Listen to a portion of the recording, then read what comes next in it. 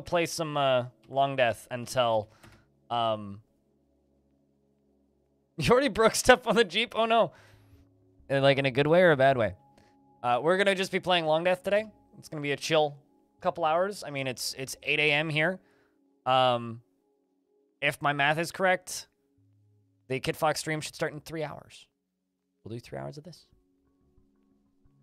3 hours of this, and then after this 3-hour tour, we will go raid Kit Fox, and you guys can watch some premium Dwarf Fortress being played live by Alexandra. All right, so the dwarves in the fort currently are Dragon, Volleyball, Tygo, Anonymous, Fight Attack, Letharticus, Anthony, Malden, Disco, Havoc, Diamond Destruct, Ayer, Aquafunkalistic Booty Wap, Pilot, Cannon Fodder, Mist, Willem Katsu, Zindros, Bloodcat, 17, Hoshan, Lescoid, Rory, Stone, Paranoid Metroid, Arch, Pops, Deadliest, Mieko, Jimmy Tibby, Lamond, Shenrayon, Netjam Jr., Mr. Mac, Poimu, Whitcode,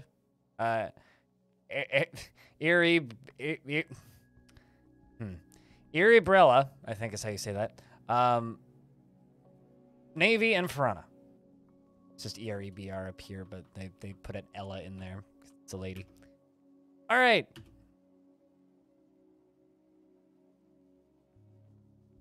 Straight up like videos and suggesting them? Yep. It's very counterintuitive. It's like they have one algorithm and they just crammed extra things onto it. They're like, I mean, this is an algorithm we already have. Might as well use it. Okay, so apparently I need to make a splint. I have no idea what I was doing. I think I was working on this over here, wasn't I? Yes, I was working on this obsidian generator, so we'll work on this. Plenty of... we should brew more booze.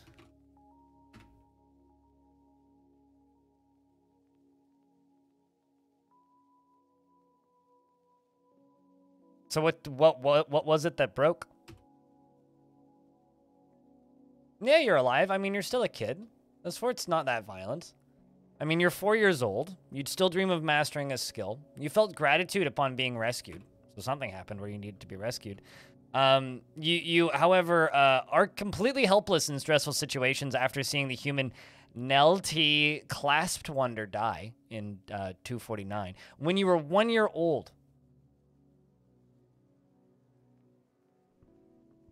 What's a social media message if not a video without the video? I mean, true. Yeah. I don't know. I am of the opinion that the only reason I still have social media largely is to communicate with developers. Like I've never really had an audience that communicates with me heavily on social media, but you know. Yeah, I know.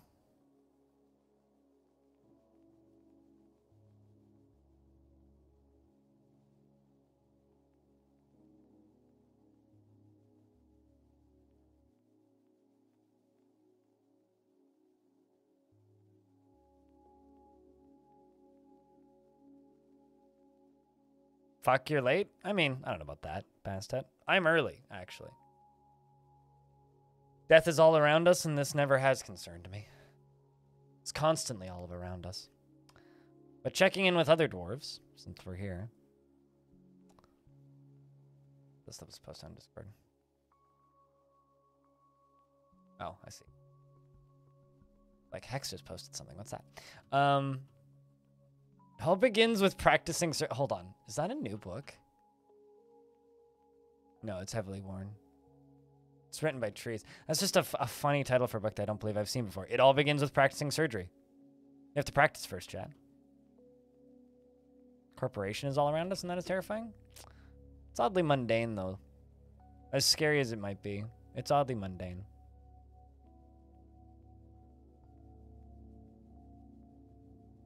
I mean, even Discord, right? Like, you know, someone could turn around and buy Discord and wreck it just as quickly as Twitter.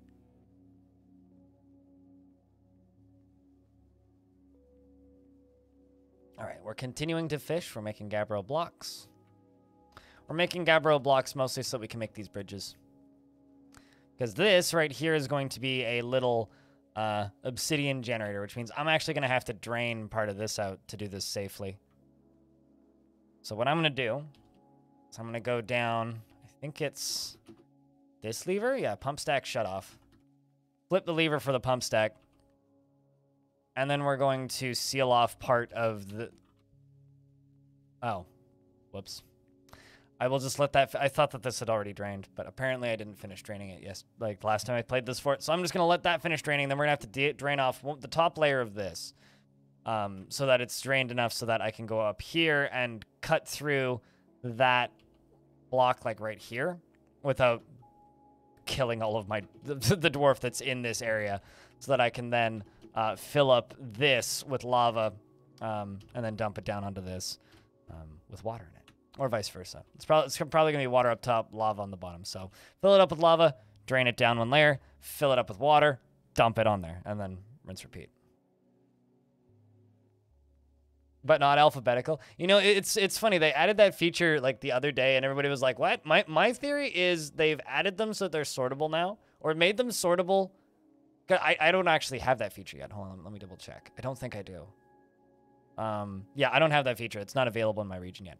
My theory is they're testing it on some things, and they'll add functionality to it later, because that's usually how Twitch does stuff, is they add a very half-baked, weird kind of shitty feature to a couple of people, and then it gets expanded and given to everybody else.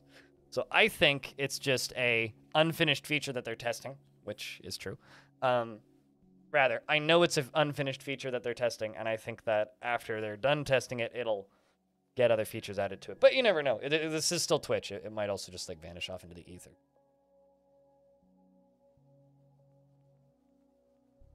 Anyway, how's things, Wildtrat? Game is saving. I'm not actually sure what season we're in. I should have checked. Shit. Twitch is weird. Twitch is just a big website that is still running on a lot of grandfathered code. So, yeah, it is a little weird. Morning, Deadliest. Welcome to the Kit Fox Games pre-stream waiting room. And thank you to everybody who got here early. You guys are very kind.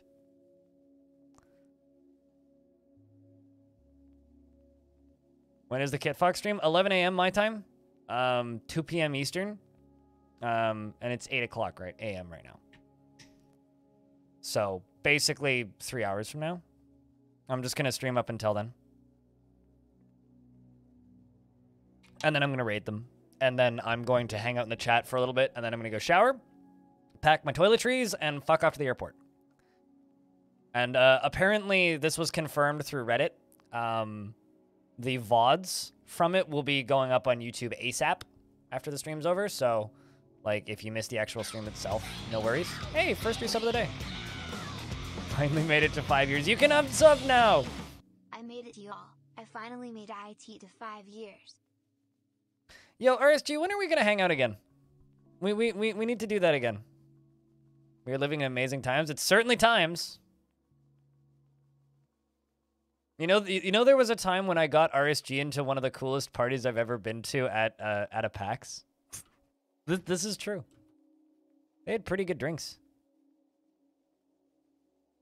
Tuesday. Honestly, like, there won't actually be that much of a disruption in the schedule.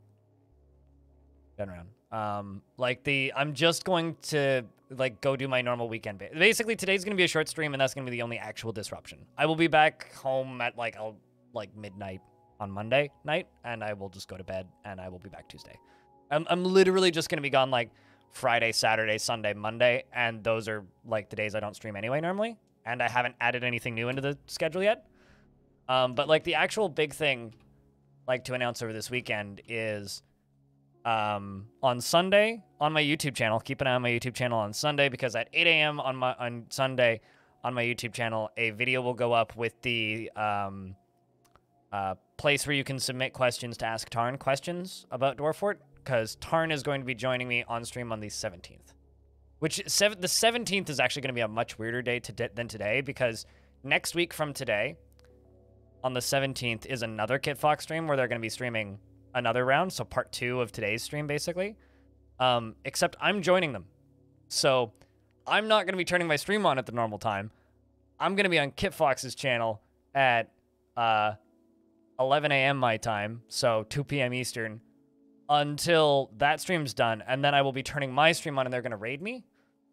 And then I'm going to stream probably Longdeath or something. It's just like 2 hours of Dwarf Fort, and then Tarn's going to join me at 3 p.m.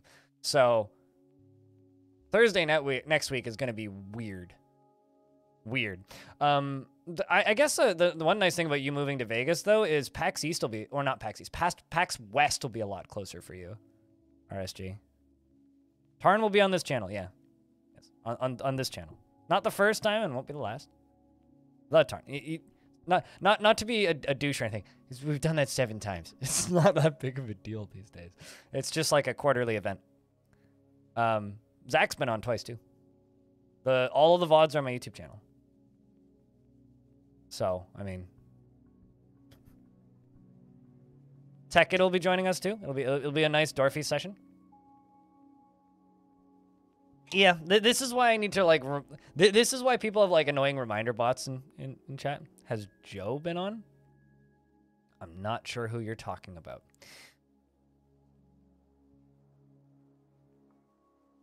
Unless you're just like stating random name.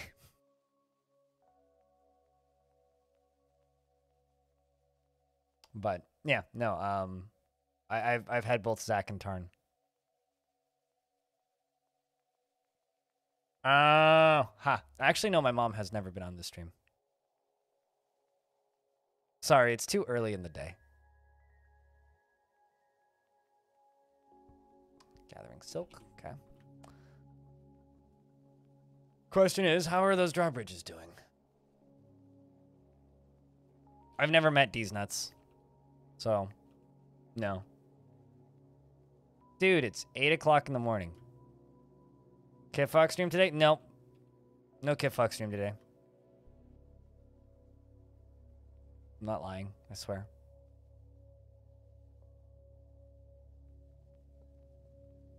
I didn't say coaster game, I said train game. Yesterday, if that's what you're referring to.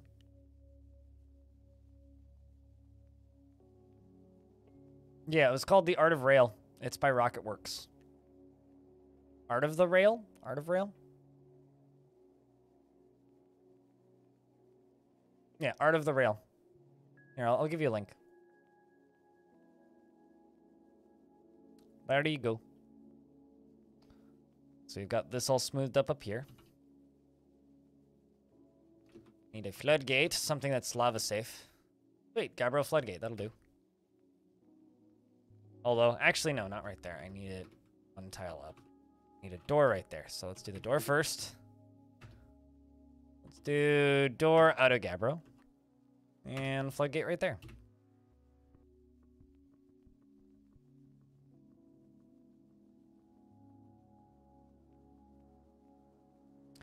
Then I will need 3 levers.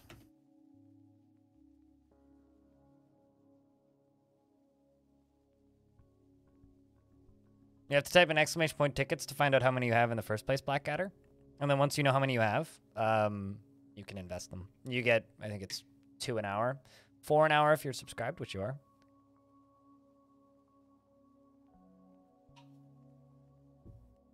There you go. That's your totals. All right. Well, they're all waiting on architecture. Is there anybody? Certainly doesn't look like it. No problem, man. I forget that, like, some people don't know how that game works, because, like, or not even game. I forget that some people don't know how the rules work just because, like, it's been a thing in my chat for so long. Like, I forget. Okay, so these dwarves are working on it. I thought it was points. No. I mean, like, to be fair, the wording of it should probably be updated because, like, that's just, that little mini game has existed in my chat since 2015. Long before Twitch had, like, the channel point stuff. So, very long time before then.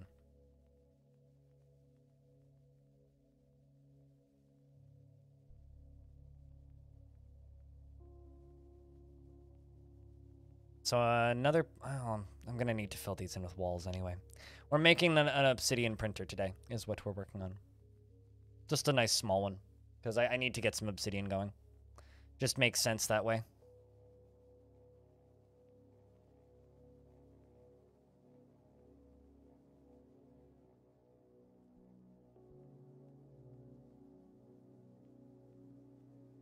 You're trying to get back into cities? That's quite the challenge. Did you ever play Urbeck? City Builder? RSG?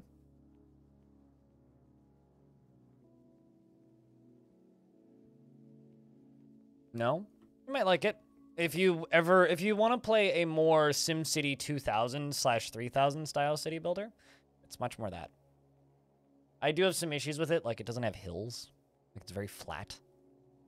It doesn't have like sewer systems or anything, but it does have neat mechanics in it. Oh. What? Oh. Oops. Humans have arrived to trade, but they can't actually get into the base because I forgot to open the front door. Whoopsie. Let's open up the front door then.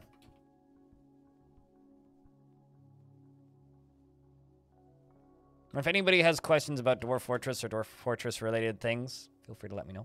I can give you descriptions and, or even like instructions on how to do things in game.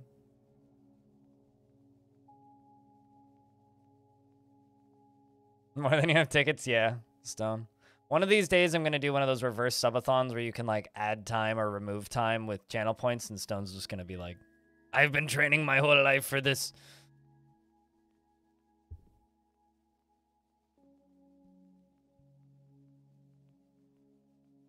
I mean, Sleepy Dwarf Commander today is having a moment of questionable judgment and forgot to unlock the door.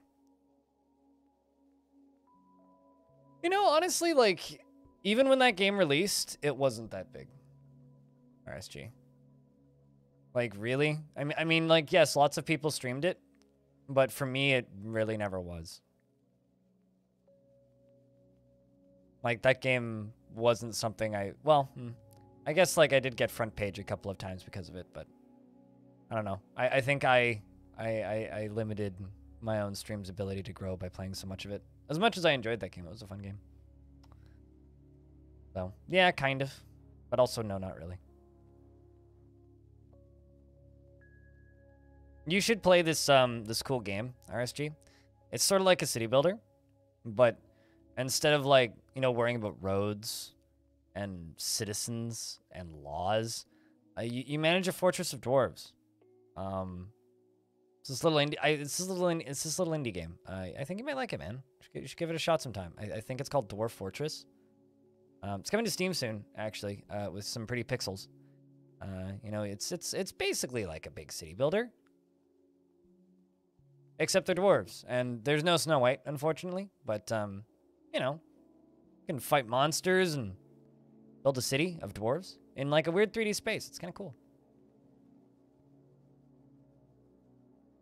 Yeah, I was around for that whole thing going together, Diamond. Like that stream's becoming like last night we were sitting here and plotting about what we can turn that stream into once premium is out. Like I'm of the opinion that we should turn it into one of those 24-hour Dwarf Fortress streams that just uses Dwarf AI to like play the game itself. Like it's already doing some neat stuff, so I'm looking forward to the future is bright for Gremlins for Mayor. I would say, assuming we're all down to make a weird thing happen with that. Also, I did a little bit of research to find out if the charity stuff built directly into channels is available to affiliates, and it is. So theoretically, we can make it Gremlins for charity, if you guys wanted to, which could be fun. Dwarves are just walkers from older cities. They're like walkers, but like, you know, with independence and freedom and thoughts and complaints.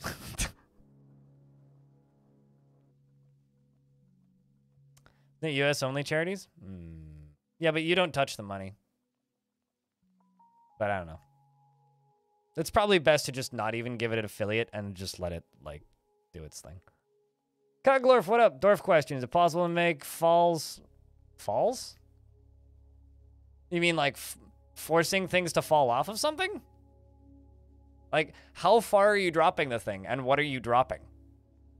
And what are they wearing? I guess the what are they wearing is the important question, because, like, gear that the character is wearing can change the amount of, like, you meant creatures falling a Z level? I mean, falling a Z level is safe. I don't even think that'll, like, damage a dwarf. Even if they land on... Because, like, the material that they land on is what depicts whether or not they take damage from the fall. So if they're falling onto featherwood or something that isn't particularly dense, yeah, 1Z level would be fine.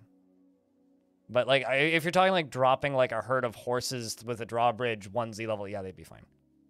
Like, to give you an idea, recently, and by recently I mean like maybe 6 months ago, I had a dwarf fall from about here, up on this wall, off the edge and all the way down, through one of these floors, by the way, and then all the way down to the ground, and they survived because they were wearing armor. And I also once had a dwarf fall from up here on this walkway, down to here, and then through every single layer of this floor, like literally every single one, all the way down to here and land right there, and was also fine. Fell through like it was like 9 layers of flooring or something. Dwarves are pretty resilient, so if you're talking like 1Z level, I would almost describe that as a safe fall, even though it's not really. Also, I don't see it in my chat, but apparently Stone used to be rich. Chat, can I get a round of beers for Stone, who used to be rich?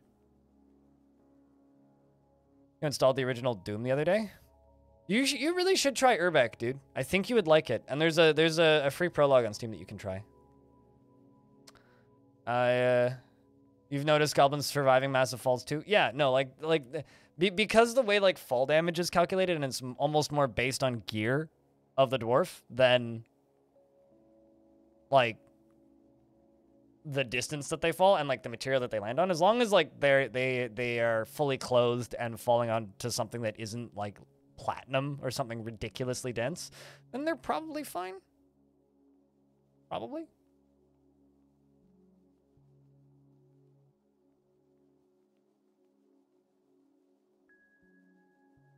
It's a lot of hours. Well, Stone's here a lot. So are you, Diamond.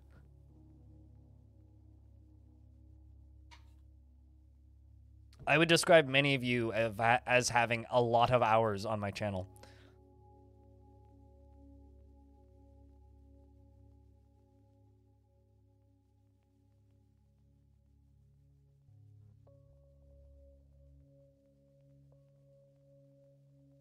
Only 3,931, yeah, pretty much.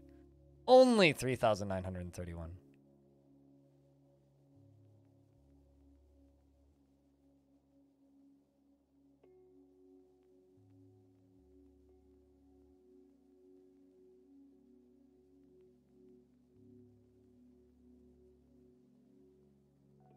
You're only at 1,000? Okay, but how often do you spend your channel points? And also, yes, those are tickets. Well, those are like channel points, not even tickets. And you gain channel points pretty quick.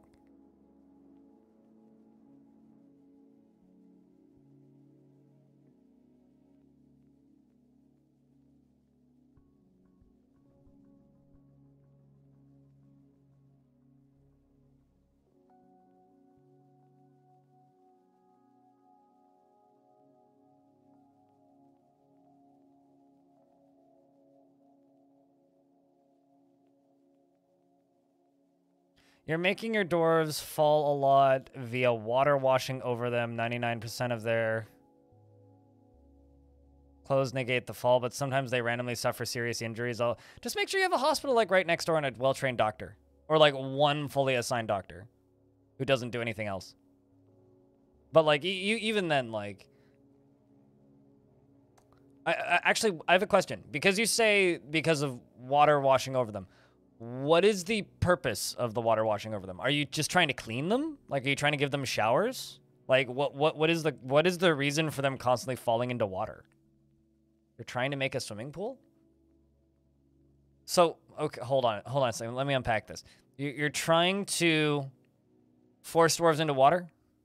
Because, like, if you want dwarves to go through water, there is a way of doing that. Just make a trench at the front door of your fort. Fill it up with 2 of 7 Z levels worth of water, and just force them to walk down ramps and through the trench into the fort, because they will walk through up to three of 7 Z levels of water, and as long as they're standing in water, they will gain swimming skill. So if you just dig a trench and get them to fill it with buckets, 2 of 7, they will just walk through it, and you won't get the fall damage part.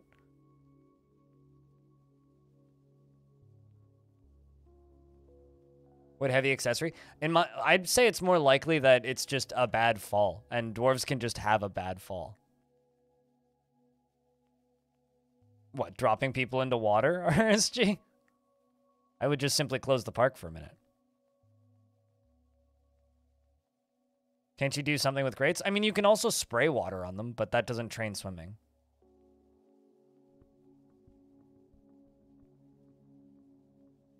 But if you want to train swimming, you need them to walk through water. Where's the fun in that? Actually operating a business?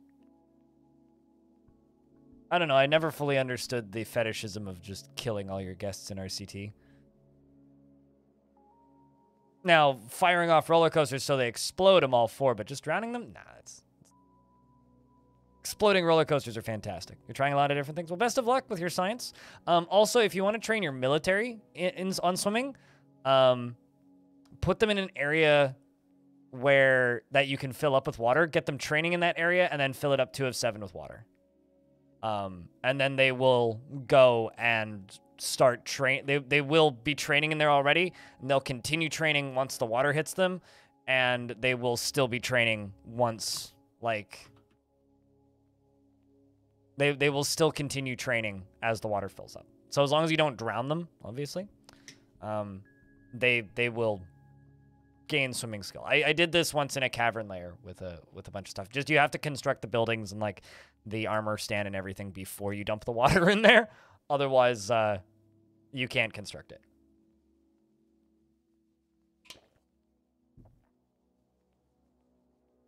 The actual tricky part with doing stuff like that is not drowning your dwarves in the process.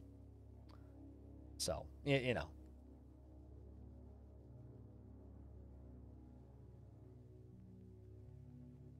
Also, so I stumbled upon this video game the other day. Let me just scroll up and grab it. I stumbled upon this. It's this little $5 game where you play as a person taking care of cats and running a convenience store. It looks just like a collection of mini games where you run a convenience store. And I spotted this on Steam, and I was like, oh, this looks like something my friends would like. Linked it on my team's Discord, now FG's streaming it, like, within a day. It's like, yep. I know my friends. This is a really good review of this video game, by the way. Very good review of this video game. That's funny. I love how quickly that happened. It was like within a day.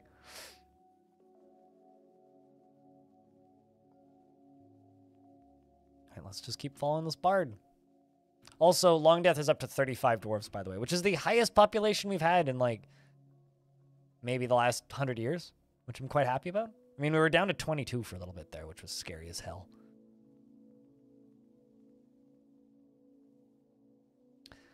Isn't there a Dream something Valley? No, that's Dreamlight Valley. What's that theme park game?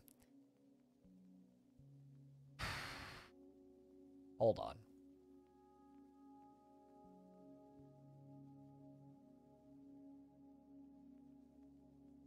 Park Beyond. RSG, if you haven't, go look up Park Beyond. No, it's a brand new thing. Hello, Osmosis Jones. And Dershland, it's good to see you. Uppity. Suppity Wuppity. Yeah, no, Park Beyond is the name of it. I just, there's a person in my chat who's a obsessive over theme park games and tycoon games. So I'm trying to assist him to find new things. There you go. It's a freaking Bandai Namco thing. Also, it straight up looks like they were just like, hey, have you seen Planet Coaster? Yeah, let's make that, but crazy. With weird, unrealistic rides. Like, you know.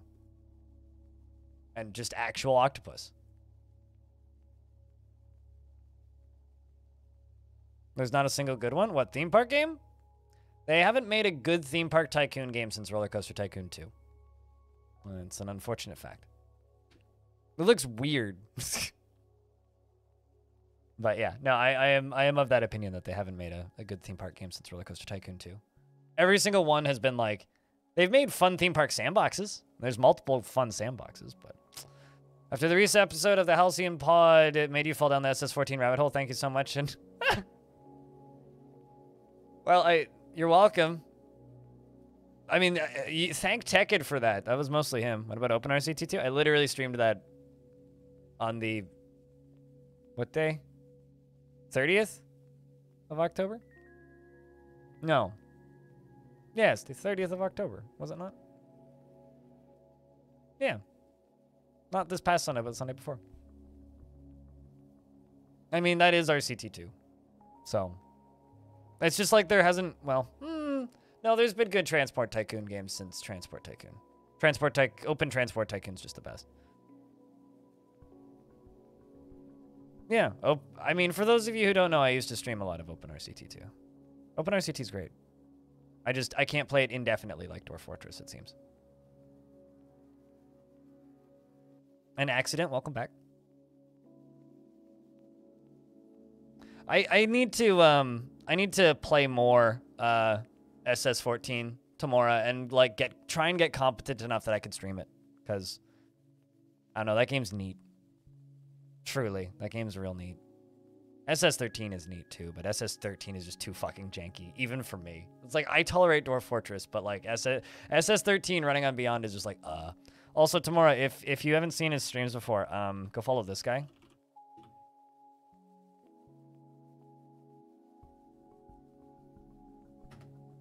That guy, go give that dude a follow. Russ is the only person I know who actively streams SS13. Yeah, the chaoticness is great, but I don't know if I like. You have to be either very dedicated to the game, or really good at reading both the game and the chat. And I'm not good enough at the game to read both, and I want to be able to read both. So I need to play more, and I need to do more of it off stream. But now's not the time. Dun-dun-dun. There you go. Yeah, no, they're making they're remaking SS13 in Unity. Well, there's actually multiple attempts to do it, but this is like attempt 4 that I'm aware of, but it's like the first one that's actually gotten anywhere. The thing is, it's open source, right? So you could just go work on it if you wanted to, too. Due to the chat on certain servers, I mean, that's part of it, too, right? If I were to stream even SS14, I would either want a private server on there, or I'd want to host my own server. And I don't feel that I have a big enough audience to fill a server with 50 people. And you really need like at least 50 people for it to be fun. And everybody needs to agree to not metagame and cheat. So basically, you need to have like at least 50 people watching that are willing to participate in chat and keep the stream active while also not stream sniping and just fucking you over for no real reason. Which is like, it's a difficult game. For those of you who aren't familiar with Space Station 13 or Space Station 14, it's basically just massive brain Among Us for uber nerds. That's all it really is. It's like, imagine Among Us but with like 50 people and also the same level of depth as Dwarf Fortress. And it's also exceptionally janky, and the graphics are made in MS Paint. So that's SS14. Oh yeah, no, I mean SS14 and also SS13 are both super welcoming, great communities tomorrow, if you land in the right part of it, right? It's also kind of like Dwarf Fortress, where it's a super welcoming, like, wonderful little community. But if you end up on the wrong server, why is there N-words everywhere? It's like, you just have to, like, you have to go from, like, the normal part of the community to, like, just slightly over to the wrong side of the fence, and then bang, everything's awful. And it's like, what the fuck? And, like, Dwarf Fortress is the same way. There's an old, like, Discord server for Dwarf Fortress that's owned by old 4chan shitlords. That's just, like, the same kind of thing, where it's just, like, it's just this fucking nightmare factory. It's like, what the hell? How? And every now and again, I'll have people reaching out to me that got banned on that Discord somehow and are like, hey, can you get me unbanned from this Discord? I'm like, I'm not even in that Discord. What the fuck?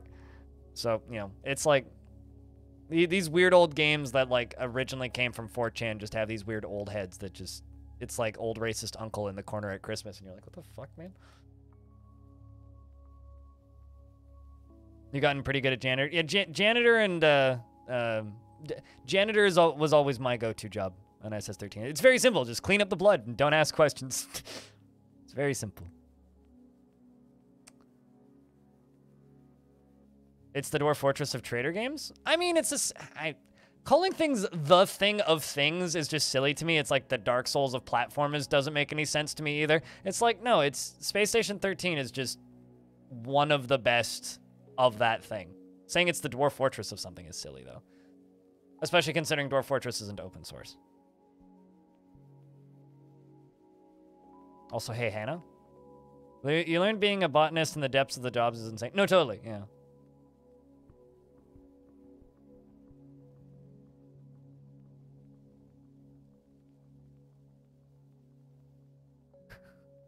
I mean, it depends on if you're a trader or not, Sir Gob. Depends. Also, yeah, I mean, here's another thing, right? Just because it's uber complicated doesn't mean it's necessarily a better game than Among Us either, right? What's up, Izo? Or Oizo? I'm not sure how to say that. Ozo? Oreo? Morning. But yeah, I don't actually think it's a bad thing to simplify stuff, you know? Like, just because SS13 is this stupidly complicated game for crazy people, it doesn't make it a better game than Among Us, or like the peak of the genre or anything. It's just a really complicated, deep one of those. Let's call you Oreo. That I can do.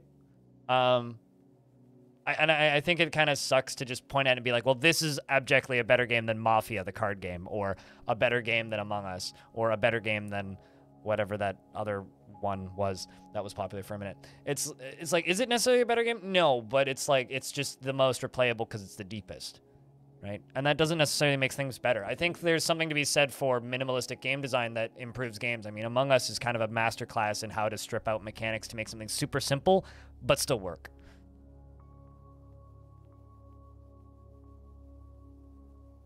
The doctor isn't grafting cloned clown asses onto people, so they're ass clowns in both literal and metaphorical senses. Is that really an SS13 doctor?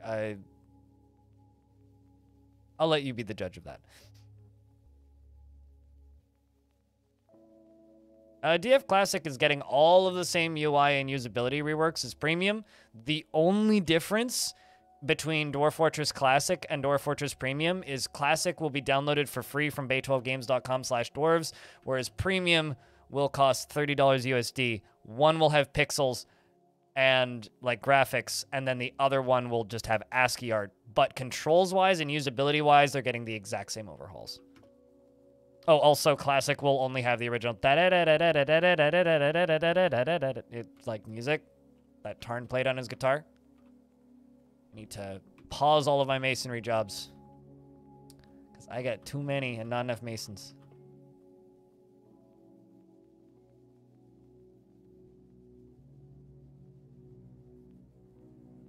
So, hopefully that answers your question, Oreo.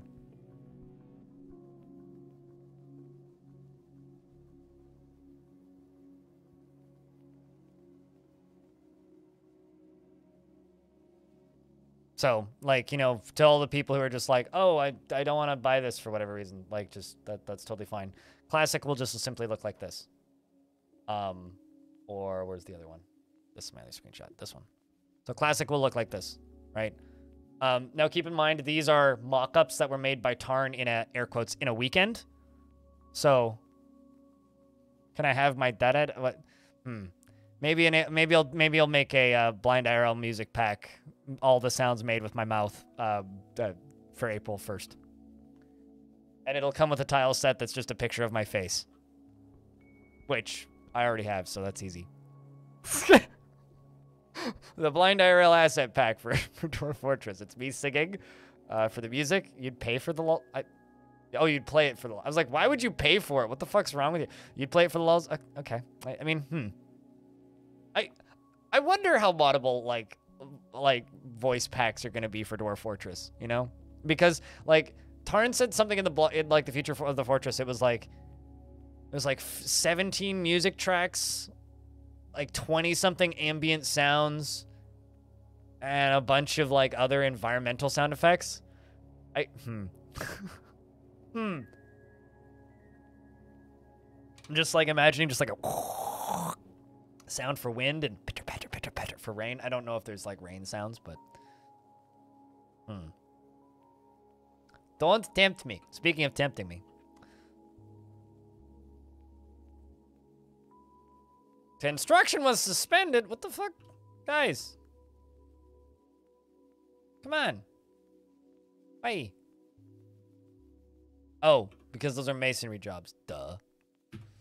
I went and suspended all the masonry jobs, including the ones that I wanted to get done first. I'm smart. All right, dwarves, get up here. Come on.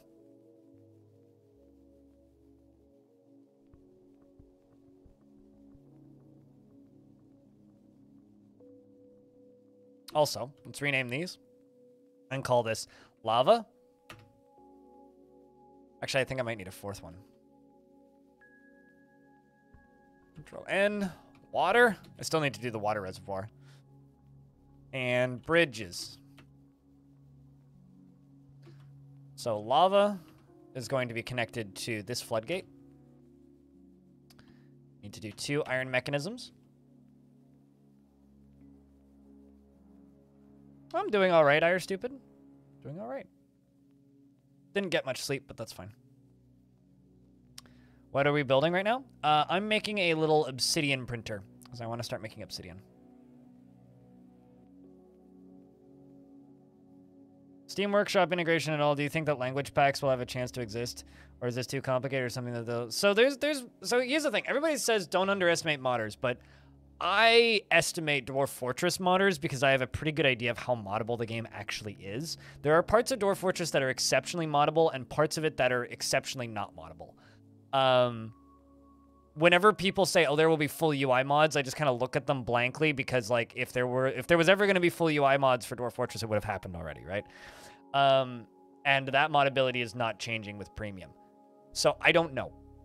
I really don't. But here's what I do know, right? Alongside of the UI rework, and I talked to Tarn about this at PAX, and maybe I can try and bring it up on the 17th, but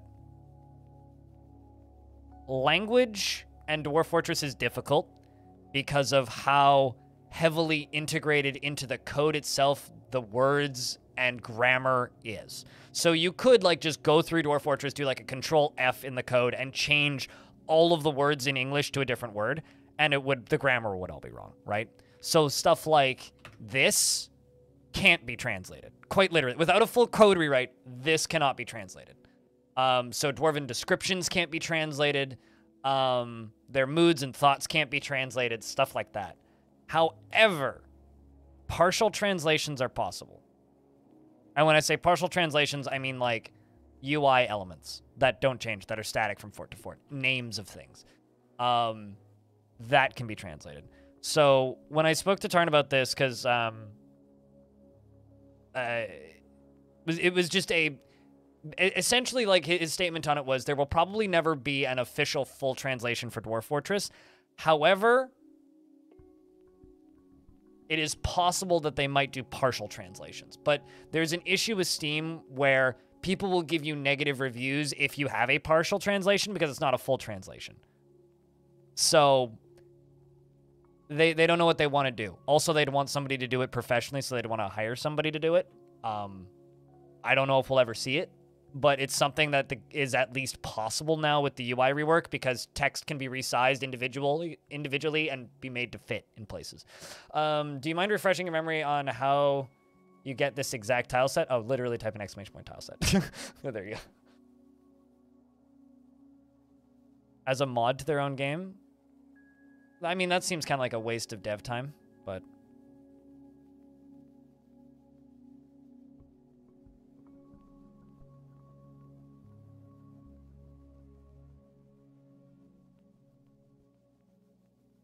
But yeah, I don't know. It's a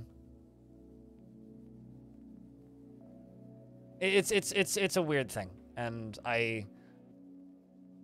as somebody who speaks English, I don't fully feel good talking about it, really, because it's like, it's just not something that I'm versed in, like, at all.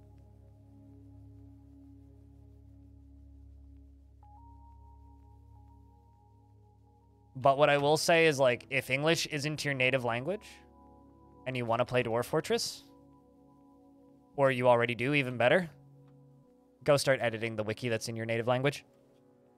Because they're going to need wiki maintainers. And if there isn't one, go make one. Or figure out how to make one.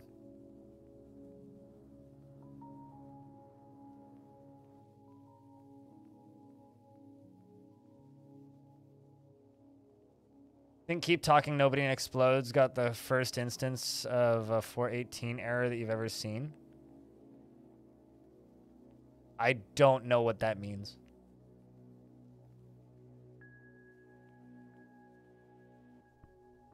The unusual words sometimes are hard to understand. As a native English speaker, Oreo, I will be honest, Dwarf Fortress taught me what indefatigable means. And there's plenty of other words that, like, I learned existed because of Dwarf Fortress. So, like, yeah, I feel you there. There's a good couple of words that are like, well, I'm sorry, that means what exactly?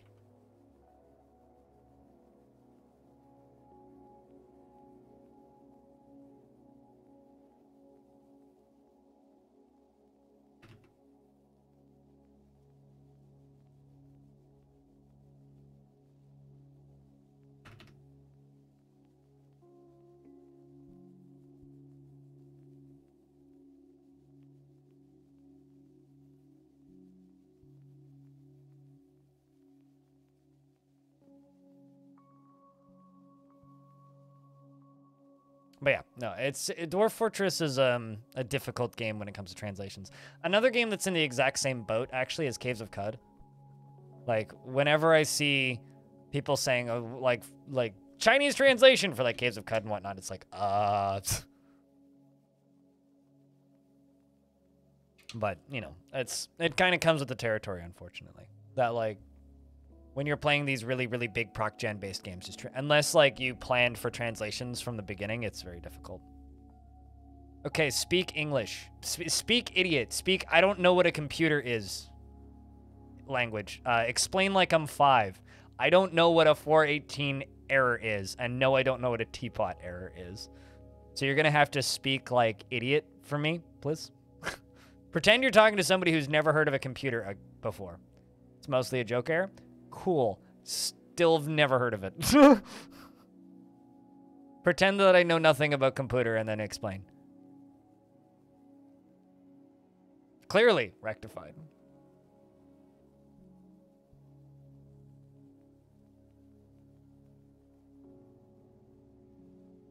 And that's the last bridge that we gotta do.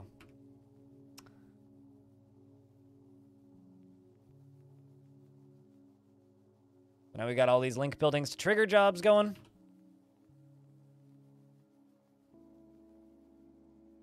So the result is Thirsty Dwarves.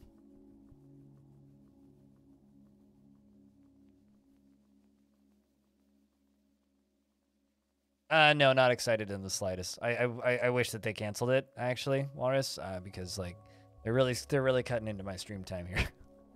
I mean, yeah, of course I'm excited. I mean, that's why I turned my stream on 2 hours early, and I think that's also why there's like, 30 people here, more than would normally be here at this time.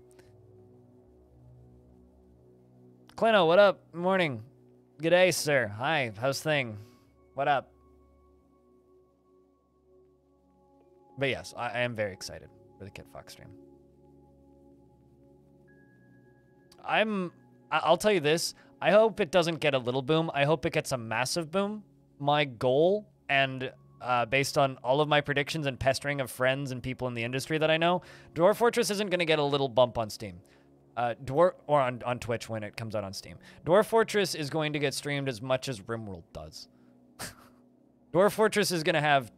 If Dwarf Fortress doesn't have at least 50,000 people watching the day it comes out on Twitch, I will actually be a little surprised. Because I'm very much expecting people like Co Carnage to be playing. And, Co will pull 20,000 by himself. Fucking, yeah, Moon as well. Like, Burke Black has said he's going to play it. And then we'll also get, like the Paradox idiots over here. The Paradoxiates? That sounds mean. The Paradox peoples over here as well. You're conducting a meeting. Where'd my link building to trigger jobs go? Guys, come on. There's no way in fucking hell you're done already. Do it now?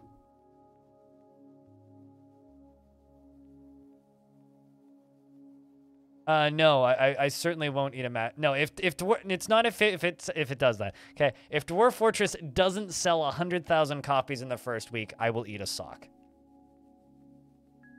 And but I'm not actually going to eat a sock, but I will jam a sock in my mouth and sit here for a minute and look upset. Is that fair? I can't actually eat a sock. I don't have an edible sock. If somebody wants to send me an edible sock, I will consider eating a sock. But I will jam a sock into my mouth and just into the microphone. But it will sell 100,000 copies in the first 7 days. That's the deal. Which means, chat, you guys all need to buy copies of the game so that I don't have to eat a sock. Someone get the starving man a sock. I mean, I bought a new scale the other day because my old one broke. It had like this glass in it and it cracked, and so I didn't really want to stand on it anymore. And I lost 10 pounds, so yeah, I guess technically I'm starving.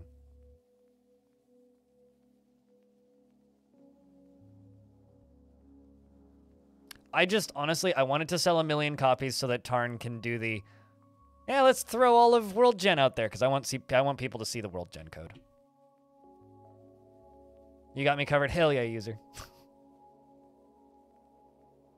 Just remember, every 70,000 copies they sell, Zach and Tarn get $1 million, approximately.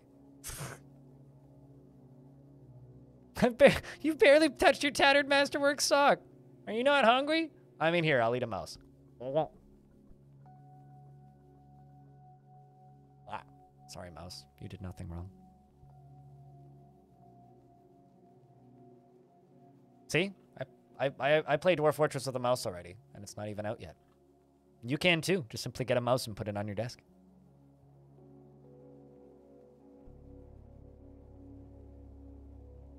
All right, so I need to also get water from up here, which is actually kind of tricky.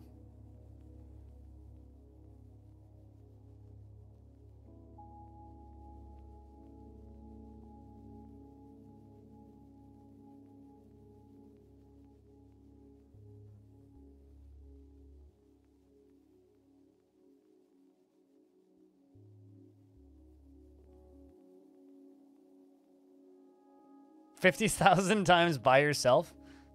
I'm not going to say that your money is better spent elsewhere, but I respect the commitment.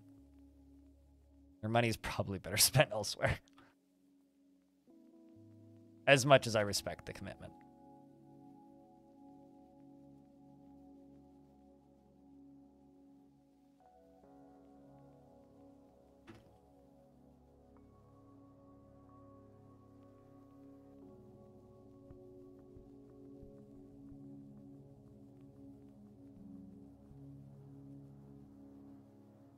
I mean, that's honestly something that I really want to do on day one, is just like pay attention and just spot people who can't afford to play it or buy it or are in a region where it's expensive and then gift them copies. That's something that I really want to do.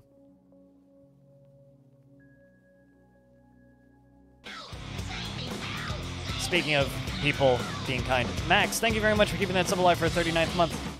Crypt Bear.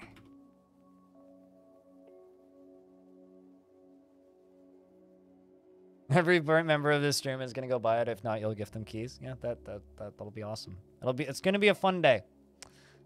December 6th is gonna be a fun day.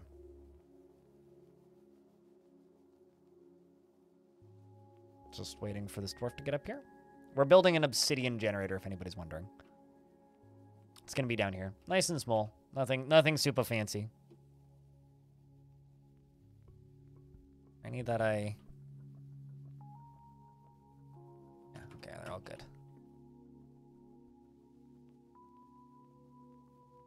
Since it was announced, yeah. And $30 is a super impulse buy price, too. There was somebody in my YouTube comments recently that was saying, not going to buy until it gets a 50% off sale. This game's too expensive. And I took one look at that and I was like, this was like 3 or 4 days ago or something. And I was just like, looking at that comment, I'm like, hey, based on what they've been saying, I have a feeling this is going to be it's going to be another game. I hate to say like RimWorld, but I guess kind of like RimWorld in this instance, where it doesn't ever go on sale, and when it does, it's once in a blue moon. You know what I mean? Like, and it's not a very deep sale. Like, I have a feeling Dwarf Fortress is not going to be a game that's going to be cheap like, heavily discounted frequently.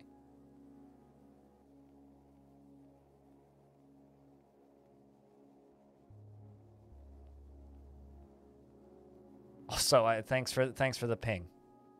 I know.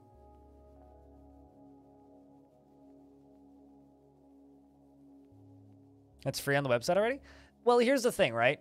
If a game is discounted, it's prioritized in the Steam algorithm and recommended to people. So, yes, it shouldn't go on sale, but you should make your game expensive enough that if you do a 10% discount to get bumped up in the, like, the discount sections, that people notice. That's what you want. So you want to price your game enough so that if you discount it 10 to 15, maybe even 20% off, you're not losing that much.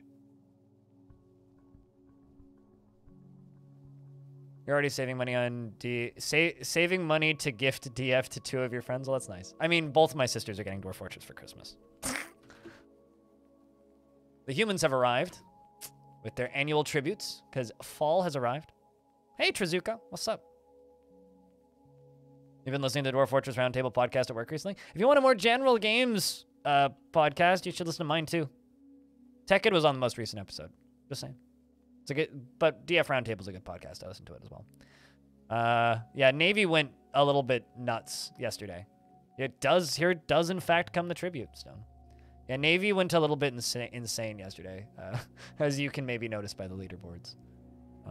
Navy's a good dude. Helps keep this channel funded. Morning, Onyx. Hope you're doing better today. You're a flipping idiot. It's better than being a flopping idiot. You planned on drinking a beer for yesterday a week ago with Jeff. It was grandma's, and you forgot to drink a beer. Well, I mean, hey. What do I mean by tribute? So in Dwarf Fortress, when you attack people, one of the options is demand ongoing tribute, which basically sends your military to them, and instead of attacking them and fighting with them, they say, give us stuff for free every year and also come trade with us. And if it fails, then they invade you and you go to war. If it succeeds, then they send you stuff for free every year. Forever. Until you go to war with them or they decide to stop. And so both of the human factions bring us stuff every year. So if you just go here, like these are, or rather, if you just go here, tribute report, these are all tributes that we've received. Because of how old this fort is. So like, you know, we have a full list, and every single time we get them, I screenshot them, and Stone, aka Seashort's Wall, writes them all down. It kind of is hysterical, especially when you consider the fact that this fortress is 427 years old, because they've been bringing us stuff since... Stone, what was the first year this faction brought us stuff? I could go look, but you probably know. Here, hold on, let me go look. Oh no, speaking of humans, the enemy have come and are laying siege to the fortress. Well, that's a little bit obnoxious. Diamond? What's up?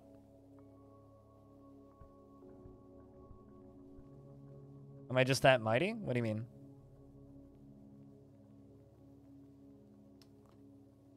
Let's find out. What was the first year? I could actually just look right here.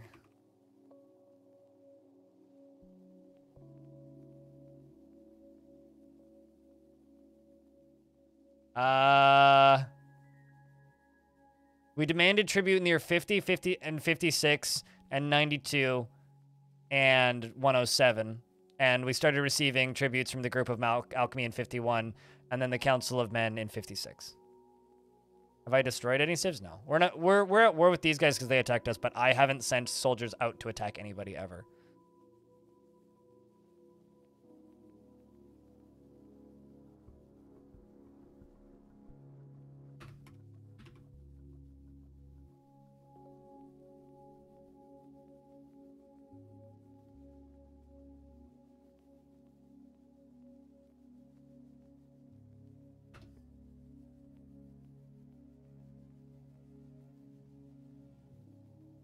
I mean, okay. I mean, you'll see what my military is.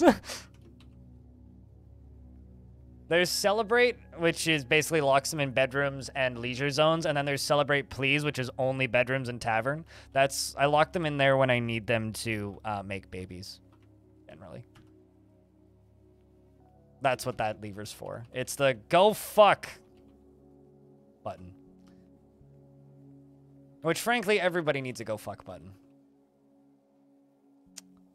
Okay, let's that lever. Baddie in fort, baddie enter fort.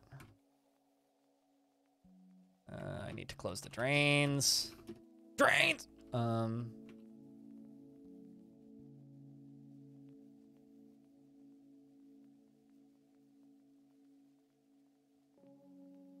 All the dwarves coming to pull the levers. So let's follow a dwarf that's pulling a lever.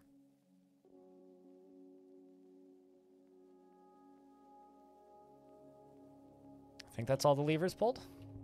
Is the... Yes, the outer walkway's pulled. And stick... Okay, tribute reports here.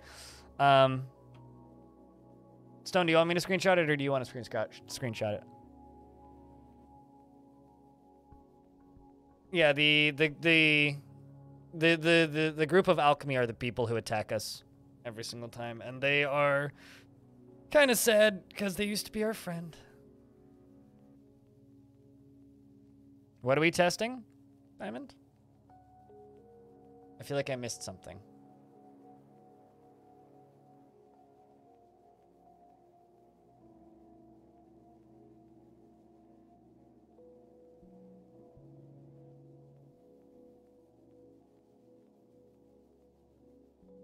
It's lava bath time. Oh yeah, it's burning time.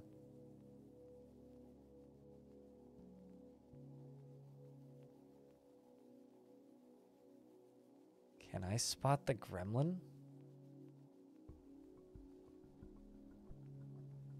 I'm so confused about this screenshot, Diamond.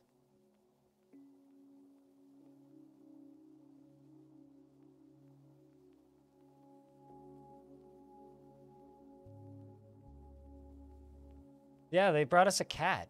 They're trying to kill us. They're trying to destroy the fortress's frame rate. 25 days, 2757?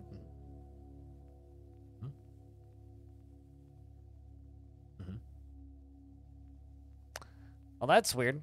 I guess that we should release the cat then.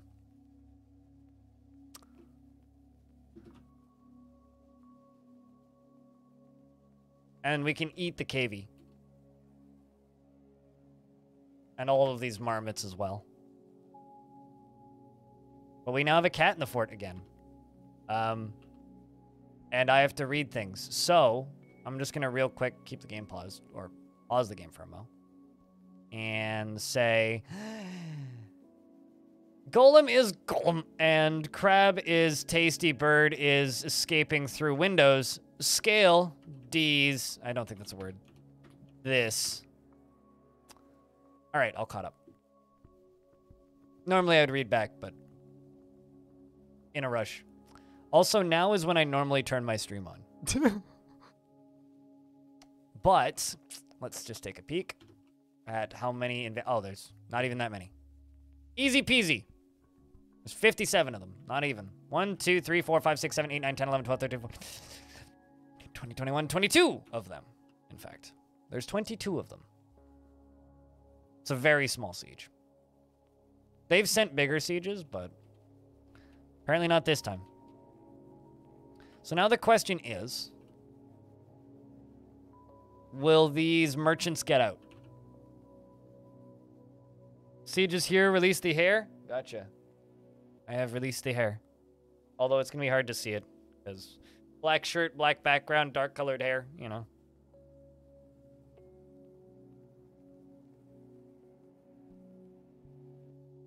And all that.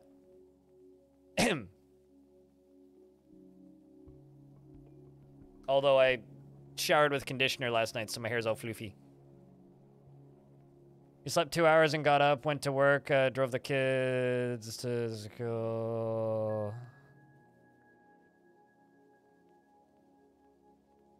Not your... Okay. Fair enough.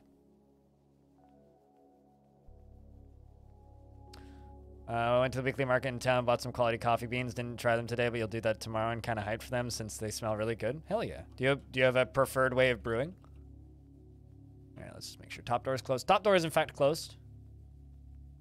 I think that these human factions are at war too.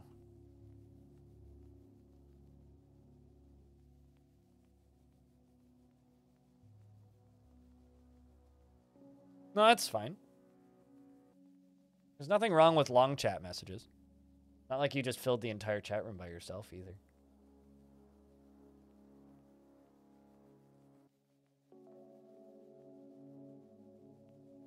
French press, gotcha.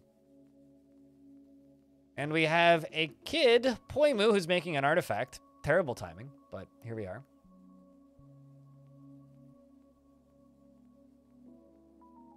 I just got gifted a sub on FG's stream. Would you look at that?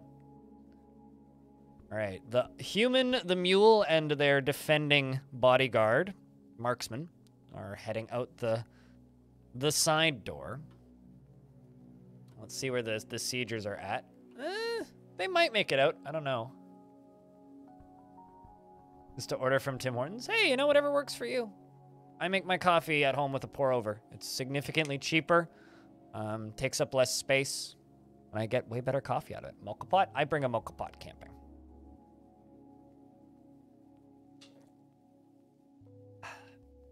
As long as you're not getting instant coffee from Tim Hortons. Then I will have to curse in your general direction and insult your coffee competence, and that's totally fine too. But you know, just don't buy instant coffee. Shit's disgusting. You just have a coffee machine. I mean, that's totally valid too. One of my favorite quotes about coffee actually is from somebody named Geeky Barista in this chat, who's a executive at Starbucks, and he once stated, he's like, oh yeah, no, all of our coffee except for the special roasts is absolute fucking dog shit. And the reason for that is we know that they're going to drench it in sugar anyway. Dershlin, thank you very much for the second month. Welcome back. That was way louder than I wanted it to be. I apologize. Right. Your work has a coffee machine that makes it automatically. It's dangerous for your health. That makes sense. Yeah, I don't think these humans are going to make it out.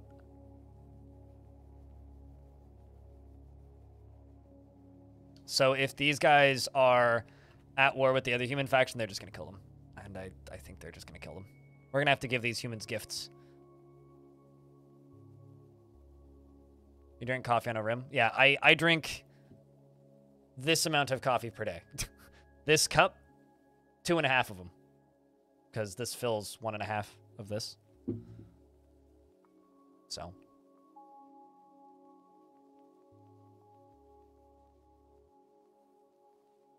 Mocha pot leads the way. Mocha pot's just excellent for camping for me. Usually gives you a stomachache. Oh yeah, I feel you there with instant coffee. Today after work, you and your friend and your time at the psychiatric clinic, you drank some tea and talked to the you haven't met up in a long time. Well, that's good. Your cup is only 1.5 liters. Yes. Okay. That's not a cup. That's a thermos, sir.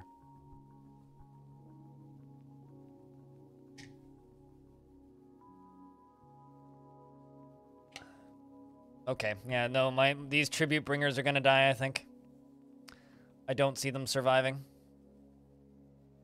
You about to shoot through that? Oh, that'd be cool. Oh no, you're just running away. Okay. The humans that are not on our side are slowly entering the fort. Okay, the rest of them are like all clustered back there. That's weird. Why?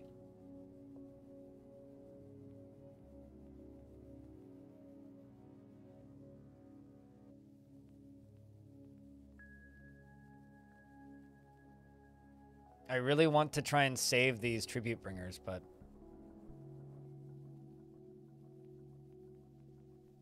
I don't see us being able to do that. Peter, good wins. Congrats to Stone as well.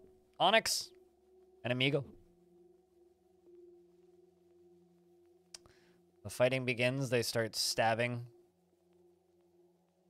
the humans to death. The humans fighting humans. Such pathetic creatures. They can't even be friends with their own kind. They also aren't even fighting like actual people fighting. They're like this guy, they're both lying on the ground bleeding out, shooting bolts out of their crossbows at each other. That's what they're doing right there. That's and then this one's unarmed. Walks up. Oh wait, what? Oh, that's kind of interesting. The merchants are neutral, apparently. It's just the bodyguard that's fighting with them. Huh. I was expecting absolute chaos to erupt. Why is there a rabbit? Why is there a little pack of rabbits walking into my burnination trap?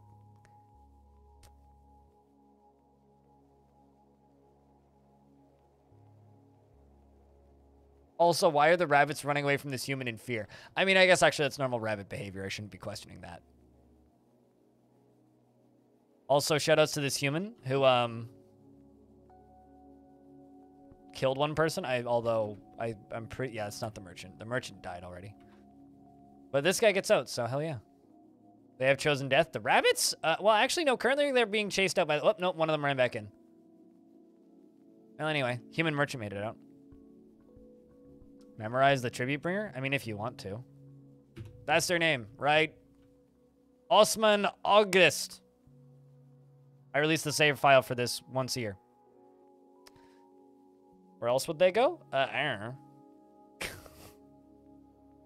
Also, don't mind the Cyclopses, the Giants, the Minotaurs. They're in our zoo. So don't mind them. The zoo is clearly this little collection of huts right here. I mean, we got zoo and other stuff. Do merchants blame you if you kill them with lava? They blame you for anything that goes missing on your map. And that includes life, that includes items, that includes anything that belongs to them, in quotes.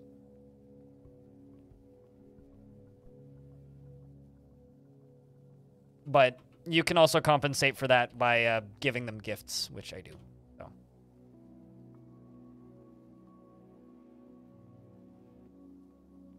A friend once told you that a French press makes better coffee than paper filter thingies because the filter would soak up some of the oils that come out of the coffee. I will say this, it highly depends on the roast of coffee. Some roasts are better in a French press. Some roasts are better in a pour over. Some roasts are better fine ground and made into espresso. And it also depends on how finely you are grinding your beans and brewing technique and the quality of the water. So it's like yes, it can be better, but also it's not always better. They killed the bunnies. You fucking assholes. Did the bunny rabbit like attack them? What even happened? The human lasher kicked, no, the bunny didn't do anything. The lasher just killed the bunny rabbit. Kicks the rabbit in the left paw with her left foot, and the attack glances away. You didn't manage to damage a bunny rabbit by kicking it?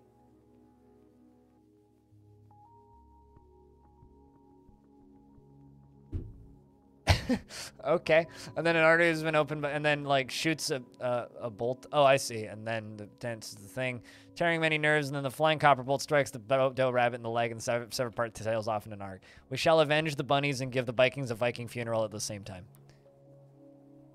It'll be glorious. Where's the rest of these goddamn humans? Are they in my trap yet? Well, okay. Once this one's in, then we're good to go. Yeah, they're all different. Exactly. There is no perfect way to brew coffee. A lot of it depends on roast.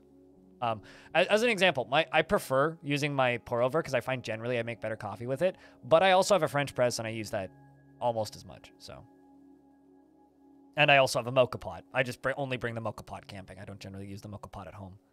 The mocha pot's perfect for camping because it fits right on a little camp stove and it goes on the outside of the backpack and it's indestructible. So. Let's slam these shut and pull this lever. So this is the defenses of this fort. Who needs an army when you have this? Also, I do have an army. I have an army of 10 extremely well-trained spear dwarves with steel spears. But this is my weapon of death and destruction. Menaces with spikes of coffee? God, I hope not coffee. I'd want it to menace with spikes of iron or steel, stainless preferably. Just waiting for them to pull the lever. It'll happen eventually.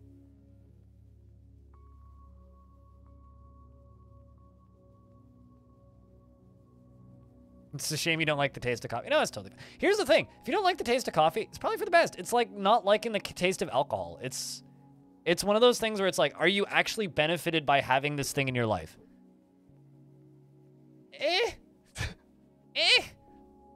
Not really. Do I like it? Yes. Does liking it benefit me in any way? No, not really. Aside from maybe giving me something to talk about. It depends on what you're killing.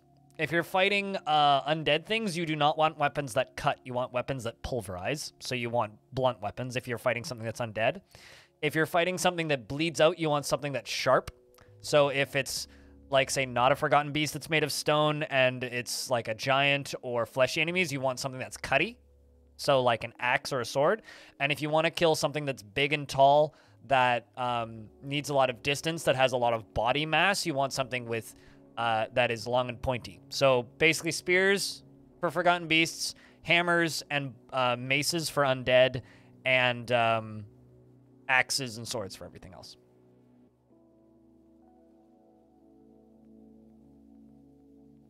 I mean, to give you an idea, I'm extremely sensitive to vinegar and things and sauces that are vinegar based, like ketchup, to the point where I don't like being in the same room with people that are eating ketchup. I won't complain and I'll do it, but I don't like it, so I get it. Like, we all have our weird food preferences, and not liking alcohol or disliking the taste of alcohol, I would actually say is a benefit to your health in the long run. Nutrients, everything that's good about it, and just jam it full of shit, garbage, shit sugar, and put it in a shit bottle that sounds like shit when you put it on your shit. It's shit. Stop eating ketchup.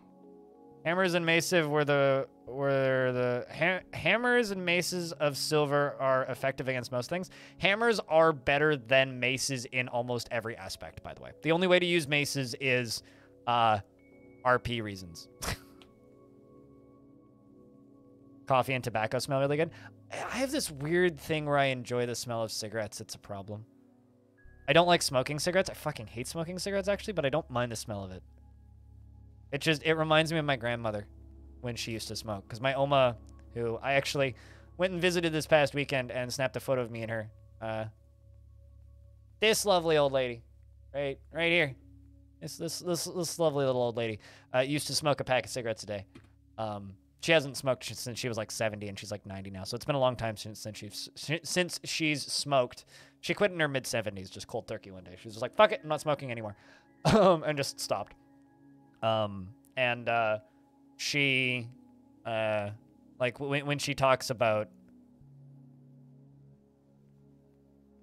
Oh, I see what you're talking about now. Look at this, chat. If you go to buy a Steam gift card, spot the Dwarf. I see what you're talking about now, Diamond. Anyway, yeah, she used to smoke a pack a day, and so it makes me weirdly nostalgic. Which, like I said, probably not a positive thing, really, but to be nostalgic for, but...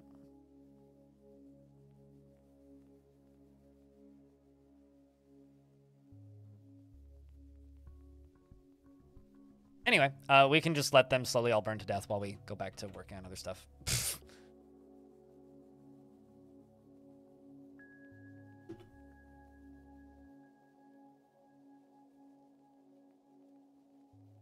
Yeah, no, that's fair. I don't have asthma, so it's not a concern for me. But then again, like, I do smoke weed, so it's like... Although smoking isn't my preferred method of consuming cannabis, but I do. So, even if it's not my preferred method.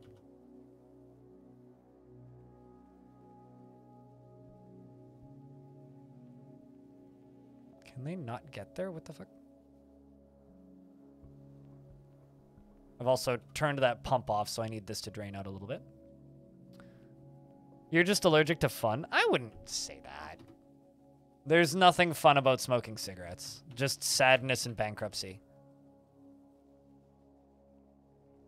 And I also would say that there's almost nothing fun about smoking weed. It just fixes my, like, brain. Did I lock this door? What? No.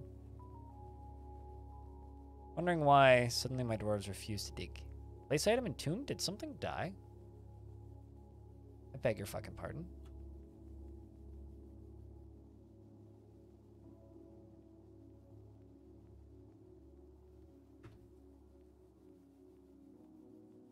Who is that?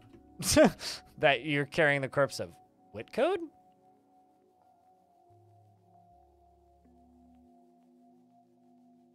How did Whitcode... What?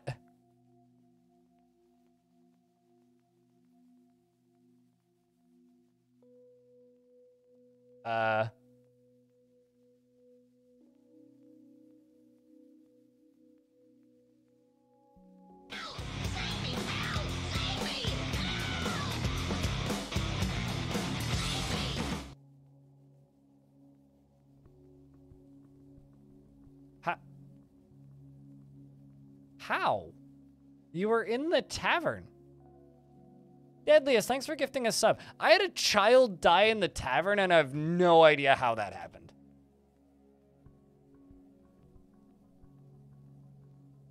I am completely at a loss. I have no idea how the fuck that happened. But apparently we had a child die of dehydration in the tavern. On the topic of drinking?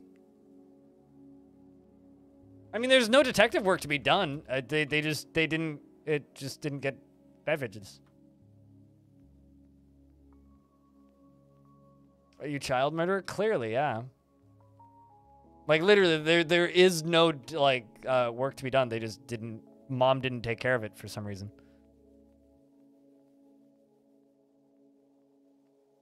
You child dehydrator? Yeah, apparently. I'm just very confused. Like, I don't think that's ever happened in Longdeath before. Just a kid, like, maybe the kid got, like, belligerently depressed over something that I missed. But anyway, Deadliest, thank you very much for gifting a subscription. You're very kind. I just received a text message from my mom. My mom really likes my sauerkraut batch that I made. She really likes the beet kraut that I made for her.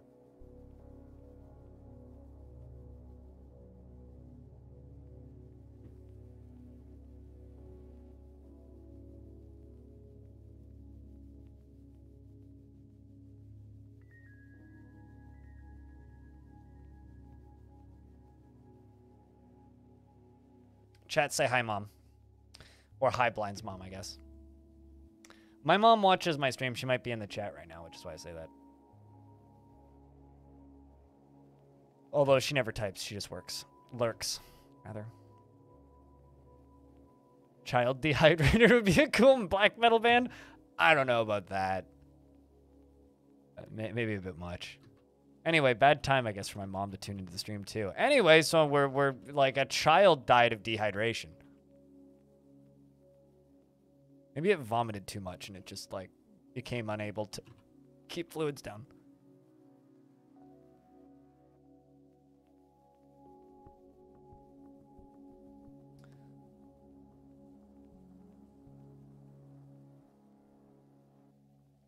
Mom's texting me again.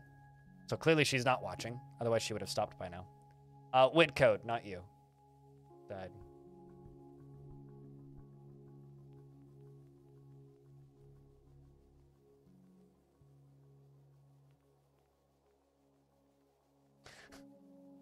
So the last batch of sauerkraut that I made looks like red cabbage, right? It looks like pickled red cabbage.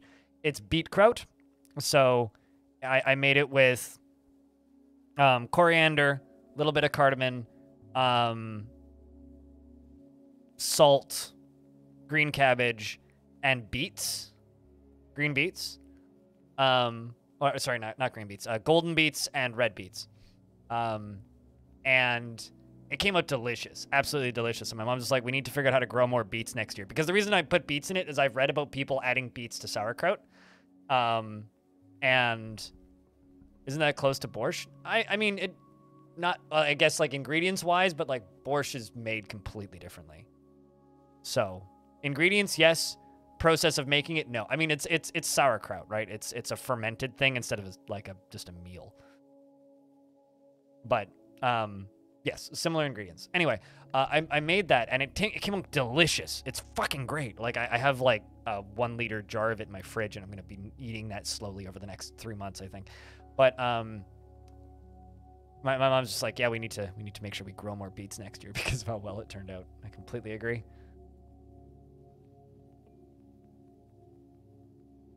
Also, chat room. I wanted to state that I was looking at my Twitch stats last night, right? And I can't show these on stream easily. But I just wanted to say that since Dwarf Fortress has been announced, this is the highest average view count I've had in 2.5 years. So it's been real nice having people watching the stream in largish numbers. Like if I actually do a thing real quick, I think I can screenshot this and show you guys. So let me do a thing. I'm gonna go all the way back to January 2020. So update.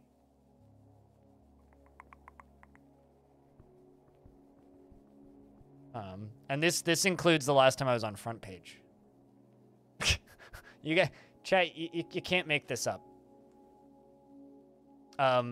So this is a page that I can show you without breaking any terms of service. I'm like 90% certain. Yes. Okay. So this is my average view counts since 2020. This one I was on front page for a few days. So this one doesn't count. But 69 average viewers over the last... You can't make that up. Anyway, but like, so I was on front page a bit there. And then this month, I got a bunch of really big raids. Like I got raided by Shen twice. But like, we've been in like the 70s down to the fit. And then this was where they killed auto hosts in September 21. And so I was down into the 50s. And February this year was rough. But you know, we've been up a little bit. We've been doing all right. That's the past 10 days. Well, thank you. It means a lot. It's nice to see those numbers go up. Gremlin approves. Gremlin approves of this message. Someone has to. As we watch this kid make an artifact in the background. You've played DF on and off since 2011. You're excited for Steam? Yeah, same. I've first became aware of DF in 2009, and I've played it on and off since then. Or attempted to play it on and off since then. You don't necessarily, you still don't understand why they killed auto hosting. It seems like you saw their reasoning, but it seems stupid. Honestly, the only, like, I look at auto hosting and go, the only reason this makes sense is that it must be tied into some old, because like it's a feature from 2013, right? Hosting and auto hosting. It must have just been tied into old code that was stopping them from improving the site in other ways. Like that's the only logical reason I can actually come to. Which they're not going to state. They're not going to be like, oh, it's grandfathered code that's breaking the rest of the site. But, like, that's the only logical outcome I can come to. Is that... but, yeah. No, I mean, if I didn't have such a financially supportive community, there's been multiple times in the last 2, 3, 4, 5 years even, where I've looked at it and gone, I don't know how I survived that, and auto hosting is one of those. Like, I don't know how I survived that. Like, if I didn't have such a financially supportive community, the lack of growth we've had because auto hosting getting killed probably would have killed me. Like, if I streamed fucking Fortnite or something that had, like, a lot of competition in it, I don't know if I would have survived it.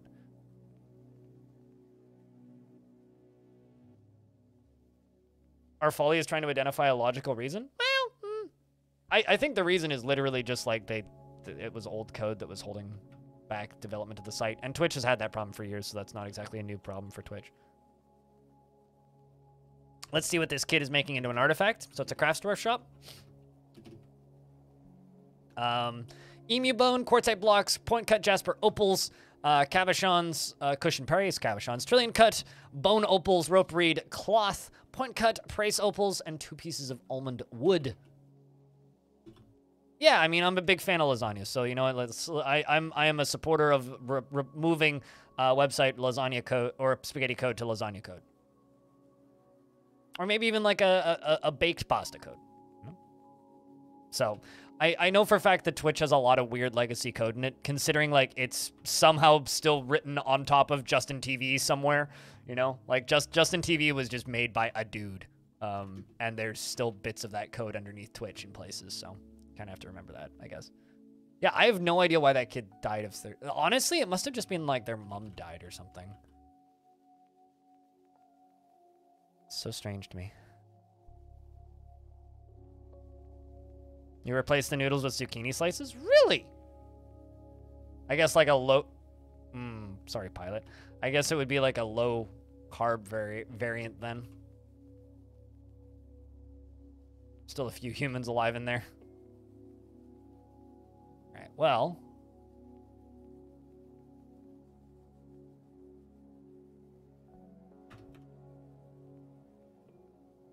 Now that we've drained this down a little bit.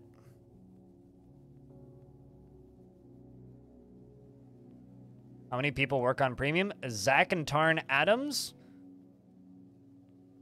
4 artists? Because it's Iron Hand. I think Mayday's still working on it. No Rice is good. And then Carolyn. 3 composers. So 4 artists approximately. 3 composers. Zach and Tarn Adams. And then whoever's at Kit Fox.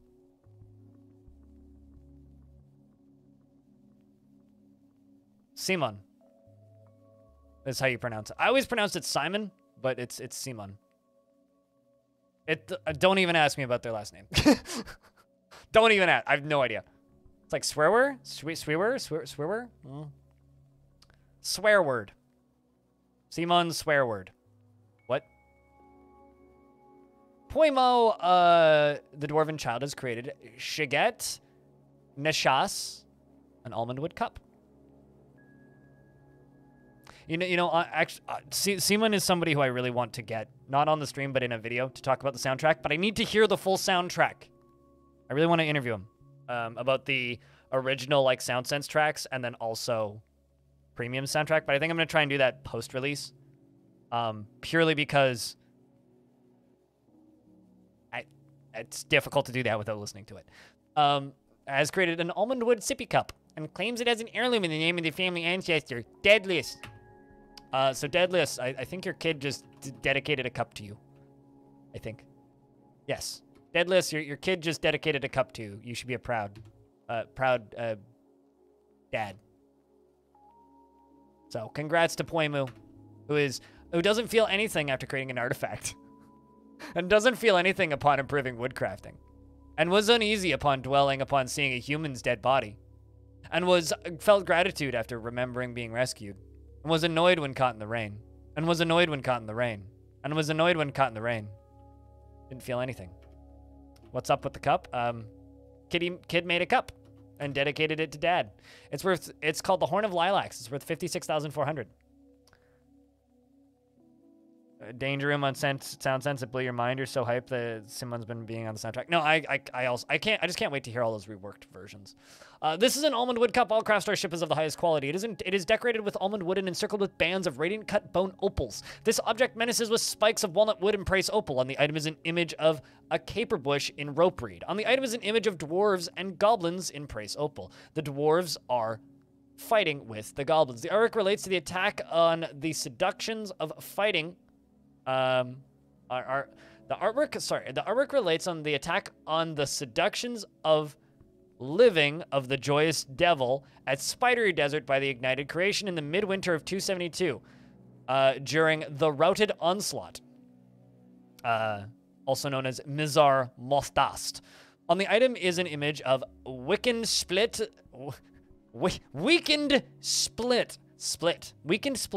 the pecan toy boat in Jasper Opal. On the item is an image of oaks in quartzite. On the item is an image of Ibel Dagger Cardinal, the dwarf and dwarves in emu bone.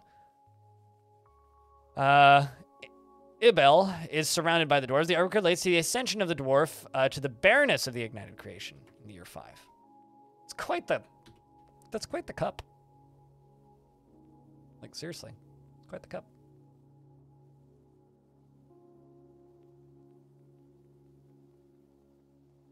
Like, geez, that is quite the cup.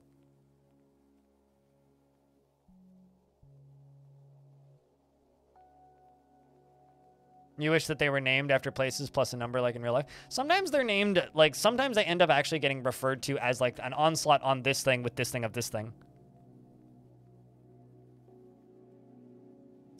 Wicked Split on toy boat.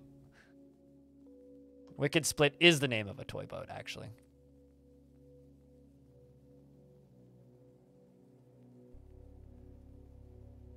That's actually a nice mix. I feel like that would be a really nice cup. Like, that would be something that, like, a kid would make in wood shop and then would keep for the rest of their life.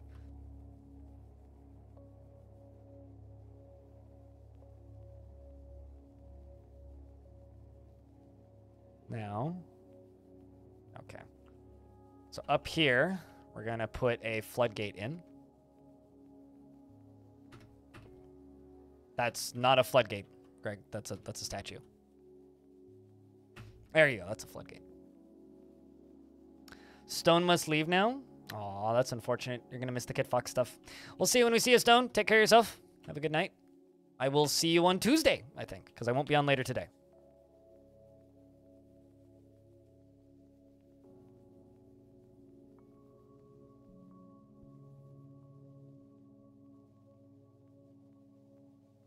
Yeah, wicked split on a toy boat does in fact sound painful. So if we go down to here, unforbid that.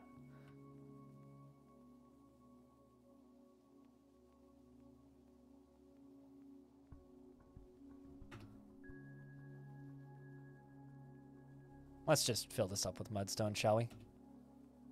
Doesn't really matter. I'm going offline because 30 minutes after Kit Fox starts, I have an airplane to catch.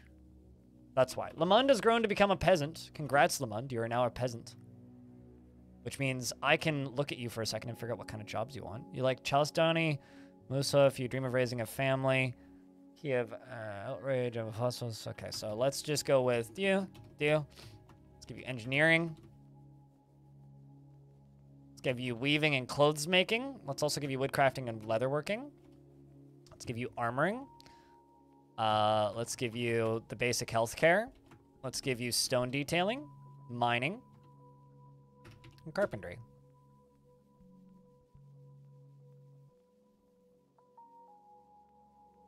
Still hold on to them with great care. Well, that's very nice of them. You know, I made this tiny little thingy when I was like 4. Which is like just this little paper square that's folded over with like a picture of me in the middle, and there's like glitter and like glue on it and like a little smiley face, and it says "for mom" on the bottom, and it's a picture of me trying to smile as a little kid. You know when kids like can't quite smile and they just kind of go instead of smiling, doing that, and my mom still has it. It's like I see it whenever I go over to my mom's house. It's like, oh, look at that. The thing that I made when I was like 5, and she treasures it. Is getting through airports also a nightmare in Canada? I hope not. Based on like recent reports, it's not bad unless you're like an idiot. By that I mean unless you don't bring your paperwork, and I got all my paperwork. So it's not getting on flights that's the problem. It's getting off flights, and the reason getting off flights was a nightmare in Canada for a while was because coming back into Canada, you needed the ArriveCan app up until I think it was like the 15th of October. And the ArriveCan app basically requires a photo of your proof of vaccination and confirmation that you're going into the country, which actually helps you skip certain paperwork. Now, you still need it, or you need to do the paperwork. And they actually have the paperwork available now to do digitally through as part of immigration. Or you can skip it if you've done it on the app. But the problem was when the app was mandatory, anybody who doesn't know how to use a phone would hold up the lines. So, like, if you don't know how to take a photo of a thing with your phone and you didn't do it in advance like you're supposed to, you need to do it at the airport. Airport internet sucks. Not everybody has data on their phone. Not everybody has internet on their phone, and internet on the airport sucks. So imagine like suddenly 2/3 of the people getting off of a plane have to hold up the line, filling out separate piece of paperwork, and also taking a photo of a thing with their phone and submitting it and hoping that it's completed by the and everything works. Anyway, tech illiterate people were holding up the lines is what was going on in Canada. And to my knowledge, it's still not perfect, but it's better than it was. Did I stream the premium version? No, and I don't have access to it, so I can't. Kit Fox will be in an hour 20, and I will be rating them. Consider this the waiting room.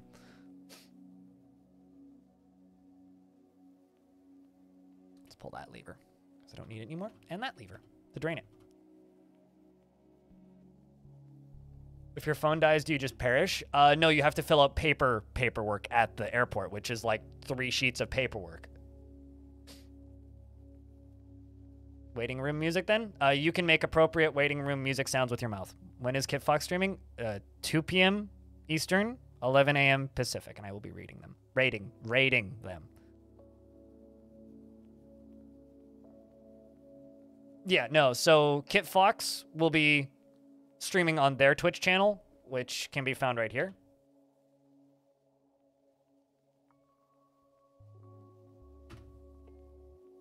So they will be streaming there in, what, an hour 20? But next week on their channel, supposedly my voice will be in the background too. Next week is going to be a very exciting day for Dwarves, because next week on the 17th, I will be on Kit Fox's stream for their stream of Classic. I won't be playing, but I will be backseating. Be fun. Then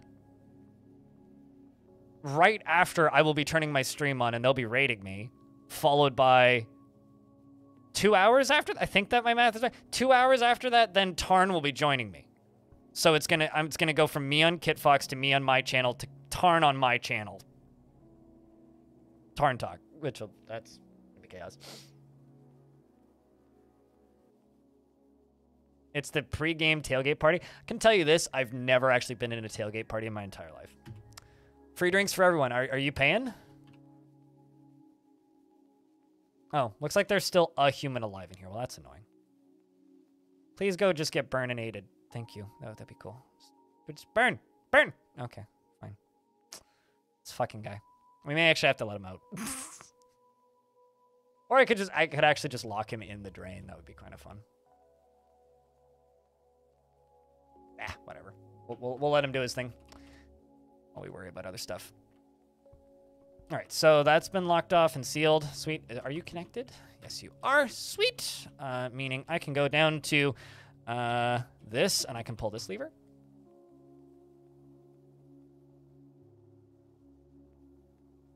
And Disney, hello. Yeah, no, I'm live early to just kind of do a bonus stream because I'm going to Las Vegas today. I'm getting on a plane at 5:30 p.m. tonight, and it's like 10 in the morning, so I can't do a long stream today anyway, so it actually works out kind of well. I was originally just planning on not streaming today, but when I heard that Kit Fox would be doing a stream, it's like, okay, fine. I'll turn on early. I'll turn on at 7, a couple hours before I normally do. And stream up until they turn their stream on, because that'll be a bit of fun. This should start pumping again, which it is. See you later here on the Kit Fox stream. Cheers. And then you are connected. Okay. You are connected. You are, and you are. But chat, we need to pester Alexandra to show us what Classic is gonna look like. We have to pester her to swap it over to ASCII, at least briefly. That's my goal. We need to do that.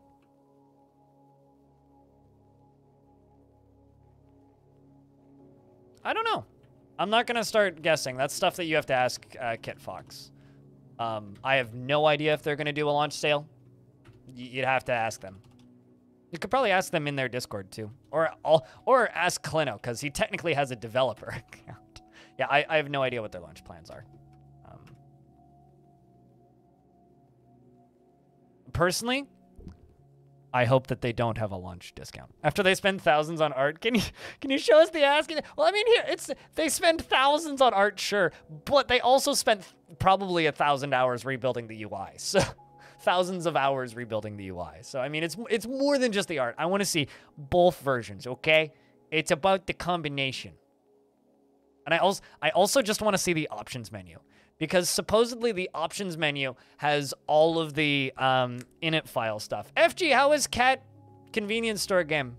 I'm going to be live for another hour and 15, and then I'm going to raid Kit Fox. So, thank you very much for the raid. Hello, everybody. What is up? How is Cat convenience store? I feel like that game is either terrible or fantastic. FG is broken? Did you guys break her? What'd you do to FG chat? I mean, to be fair, my chat broke me yesterday. Look at the gifted subs. So It's good. Is it? Well, I'm happy. I'm glad that like my random digging through Steam, the deep annals of Steam's depths, found a gem. I was literally looking through. Okay. So the other day I was looking through Steam tags, and I was looking at the cat tag. So I found a game about cats. You extended her stream by 35 minutes. 35 minutes with a hype train? Good fucking Christ. Damn. Meanwhile, like, the vast majority of the insanity yesterday here was while I was getting an order from Amazon, so, you know. I wasn't even at my computer. I literally, like, got up and left. And then came back down. I was like, level 10 hype train? Excuse me? Level 13? Yeah, jeez. Okay, wow. Speaking of hype trains.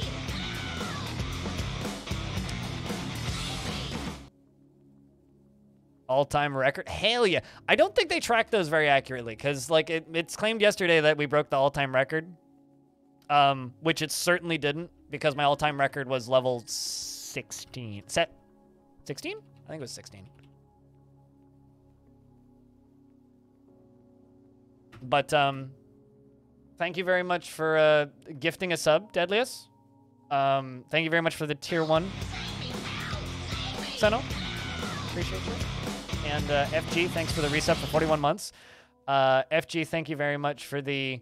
41 months from FG, and then Apollyon with the 20 months. It just moved, and then it moved again. FG, thanks for gifting out a 5-pack. Rolf, thank you very much for gifting out a sub to Dreadvic. I think I'm all caught up. I think. Don't tell anybody I let a child die of thirst today. What? That didn't happen. Stop accusing me of crimes. And RGs, thank you very much for the 5 months, and Wild Peak with the $1. Appreciate you. Chat, thank you once again, thank you very much for the hookers and blackjack budget when I go to Vegas this weekend. Or, more accurately, the budget for pinball arcade tokens. That's much more accurate, actually. FG, you are playing Dwarf Fortress next month as well, right? You better be. Unlucky, no audio, but here's some hype bitties. I mean, FG better be playing Dwarfs.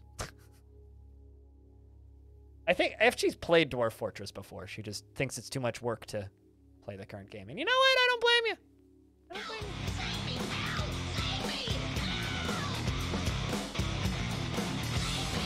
Although, I'd be willing to bet everybody from Halcyon Frequency will play Dwarfs at least once. I don't think there's anybody that won't play it on the team. I think everybody's going to play it. I don't think Sui would like it, though. Not to say that she won't play it. I think she might still play it, but I don't think Sui would like it. Dwarf Fortress doesn't have enough direction for Sui. Maybe do a trade for it for the whole group. I'm not going to promise anything until everybody's played it.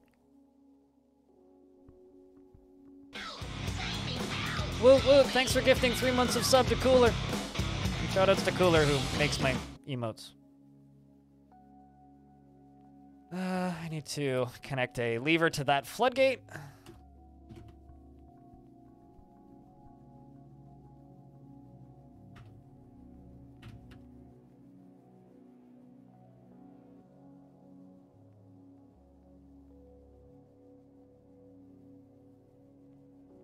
How much money could be needed for a 3D Dwarf Fortress, or would that be totally impossible?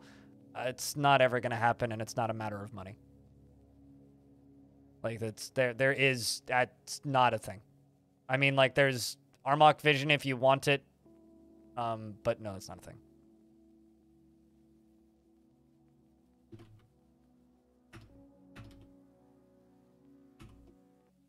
Yeah, but there's difference between 3D renderers and a 3D Dwarf Fortress. It's not a matter of money. It's just not going to happen. But there are things that will render your fortresses in 3D if you want that.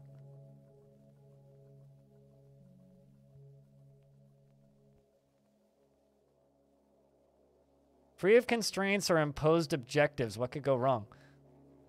Some people like to be told step by step what to do in a video game. What would that even look like? Dungeon Keeper? Ugly, probably. Dwarf Fortress already is 3D.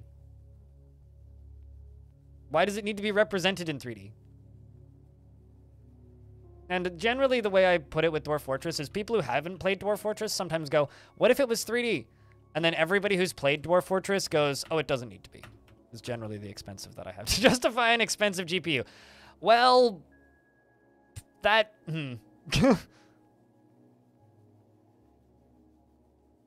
But no, well, I mean, rendered in 3D, right? It doesn't need to be rendered in 3D.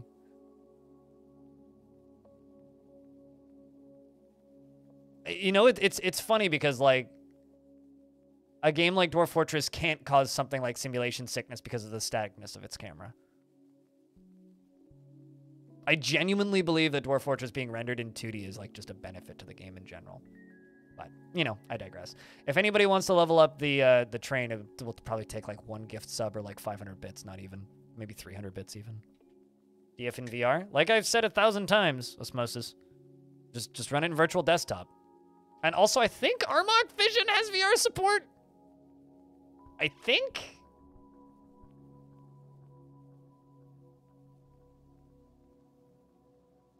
Chat made you late. Go enjoy your nom-noms. I'm glad you enjoyed Cat Convenience Store game.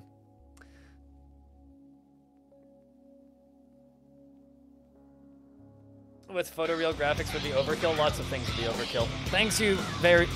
Wow. Thank you for gifting a sub, Woot Woot. And Trat as well for gifting a sub to Dusty.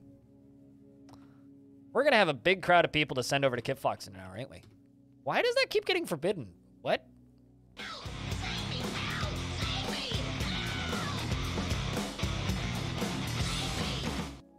Like, actually, what? Finish building that, please. Level 69 hype train. That would take a lot of money. Like, I don't even want to do the math, but I'm sure somebody's done it before, but. All right, so. Bridge. Let's pull this lever and test it. We're going to need to wait a little bit for this to fill up, so we got time. Let's actually just pull all of these levers. Water. Lava.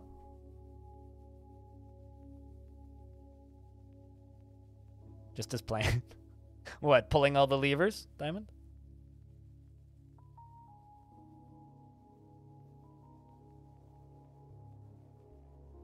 Your support in lever pulling, this is true. 420 gifted subs should automatically go to level 69. While I agree, I think it would probably be more like 42,000. That would be neat. I don't actually know what the math like, but like hype trains are exponential, right? So like they at a point just take off with the expense. Yeah, I don't like having dedicated lever pullers because like it's a crappy job for a dwarf to have and they don't get enough enjoyment out of it. I think light simulation. Oh, like lighting? You know, honestly, that's the thing that I really, really like about the game Clanfolk is the way it does its lighting. I think its lighting is really nice. This last one is bridges. And thunk. Perfect. So we pull that. And then we pull the lava until the bottom of that is all full with lava. Then we close the top. And then we fill the top up with water. And then we dump the water on the lava. And that's how this works. So, let's fill the water back up and the lava back up. Many things are a joke. But I also like to state that it's also just not a good thing to give one dwarf that job. Google said it would cost $13,000. I like how there's like, how someone's already done the math for that. $13,000 to get to level 69. The scary thing is, someone's probably already done it. It's probably already happened somewhere. I'll be honest with you. I've made about $14,500 on Twitch this year. So, And last year I did about, it was like 16,000 on Twitch specifically. Of course, like I get money from other platforms and whatnot, but like, so in total it totaled up closer to about 30,000 by the end of everything last year. But like, it was about 16,000 through Twitch. So it's like, if I got 13,000 in a single hype train to get to level 69, that'd be almost as much as I made last year. So just for clarity's sake there on how much money that is. Anyway, so we just need to wait for this to fill up now. And it's going to take a little bit, but is that human still alive? That human's still alive. God damn it. Oh well, I'll lock it in the drains and it'll be fine. They would make it so that if you suddenly pop into the view on the surface, the A screen goes white, possibly with flashing bits, so that you realistically vomit. I mean, absolutely. I mean, naturally. I mean, what else would they do? Make a game that makes you actually vomit when you see it? I doubt it. But no, I think Tarn was saying that like he doesn't really want to do, like he's jealous of games that have ambient lighting, but doesn't really expect Dwarf Fortress to ever actually have that feature. He said something about cheating, and he could maybe make lighting if he was cheating, but wow, they actually threw a bucket into the garbage dump because it's so degraded. That's crazy. Chat room, thank you very much for the level 4 hype train. You guys are very kind. Chat, can I get a round of beers for everybody who took part? Appreciate you guys. Helping keep this weird channel funded. 100 bits at a time.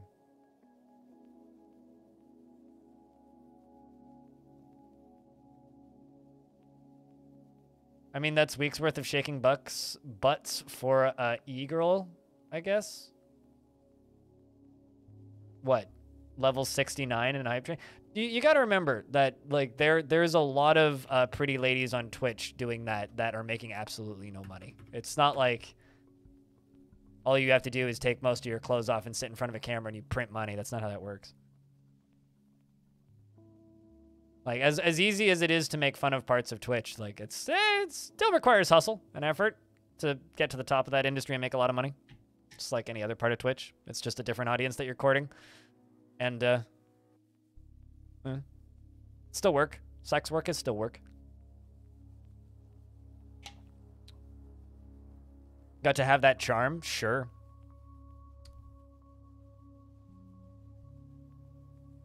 I mean, when I was a teen, I'm not going to confirm or deny whether or not I bought adult material using a parent's credit card once or twice and didn't get caught. So, you know, more power to them.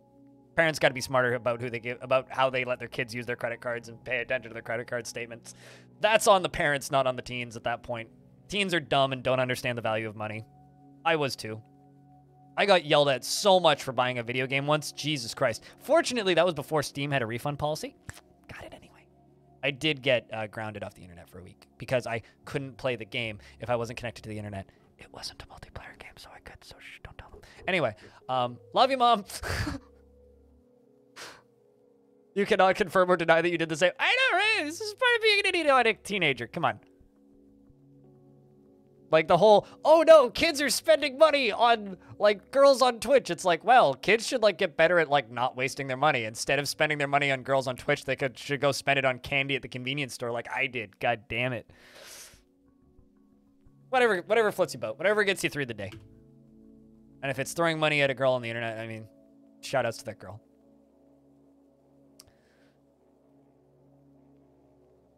You have to invest an actual number, unfortunately, Waterlemon. Exclamation point tickets to see how many you have in the first place, if you would like. And then you know how many you can invest. Especially when there's plenty of girls you can watch free. I mean, damn right, yeah, no. Gotta live with the hustle. I mean, for me, my hustle is just talking quickly and sound like I know what I'm talking about and play obtuse games so that there's less competition, right? That's my business model. Some people's business model is sitting in a swimming pool. I mean, and you know what? If it works for you, it works for you.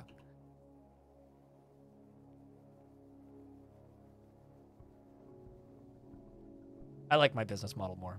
It's more warm, and I don't get prune fingers. So much vomit on the floor. Hey, Myrathi. Your parents were happy you were buying games and tabletop RPG books instead of illicit substances? I mean, totally. No, I mean, like, The problem is my parents were just broke for a while there. So when I was spending money on games on Steam without telling my mom, and then got yelled at afterwards, it was a like, yo, like, we're eating lentils and spaghetti and nothing else for a reason, guys. it was that kind of a problem, and not so, like, it was a, we can't afford the tabletop RPG books.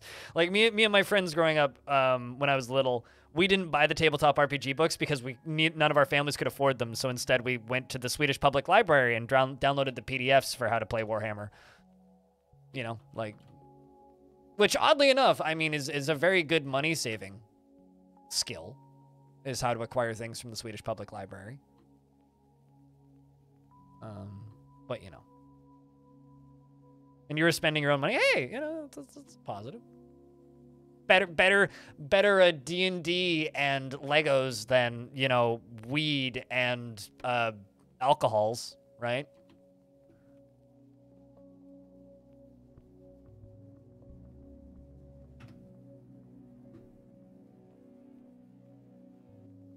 Car washing and all sorts of kid jobs for China. See, like that, I guess that's one problem with growing up in the middle of like fucking nowhere, which is where I grew up. Because like my nearest neighbor was like a 30-minute walk away. Finding a neighbor that would like let me wash their car for money like didn't exist because I didn't have enough neighbors. So like the money I got was I got $10 a week to mow the lawn at my parents' house, and that was a fucking racket because it took me like 7 hours to mow the lawn. Not that I was slow, we had a really big lawn. It would take me like the whole day to do it, basically. It was like an all day Saturday thing. Like I'd start like Saturday at like 10, and I'd take like an hour break in the middle, but like it was like a solid like 6 hours of work to mow the lawn at that house. And so I got like $10 a week to do that. And I saved for literally, and this is actually how I like completely skipped out on things like Pokemon cards and Yu-Gi-Oh! And Magic the Gathering when all the kids were getting into that shit, because all the kids would be like, oh, I bought a deck and now I can play the game. And then there was me where I was like, I bought a starter deck and everybody has way better cards. And the starter deck cost like 2 months worth of my allowance. Starter deck and like 2 extra packs on the side cost multiple months of my, I mowed the lawn and worked for this money. And was just like, well, this is a ripoff. I'm going to just go play games on the internet instead. Which is how I completely dodged Magic the Gathering and all of those other money sinks. Where did my black bronze? Okay, fine, fuck it, whatever. I had 3 more black bronze. I was trying to use it, but... Speaking of wasting money, every time your girlfriend and you go to the hospital, you try to buy her a unicorn. Safe to say that we've already had put up 2 shelves. And you're going to need to put up a 3rd. What, of unicorns? Well, back when I used to go to Children's Hospital all the time, my mom would buy me these stuffed monkeys.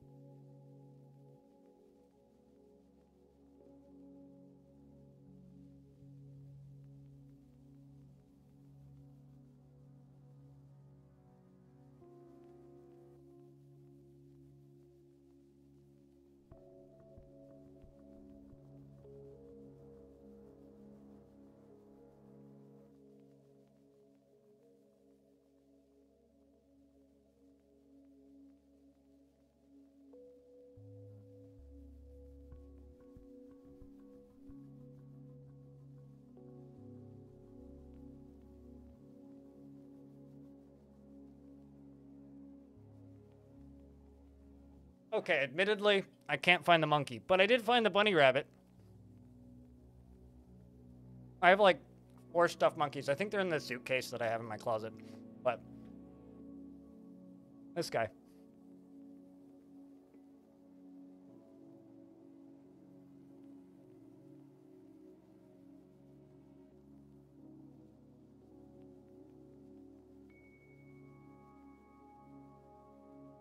But yeah, anyway, they had like this shop that sold fancy stuffed animals.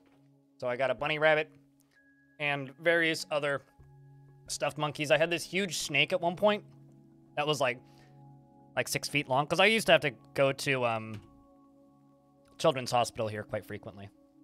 Spent quite a lot of time in there when I was younger. I had bunnies, I have multiple monkeys, which are, I guess, in the closet somewhere, which I don't feel like digging for. And yeah, it was good times.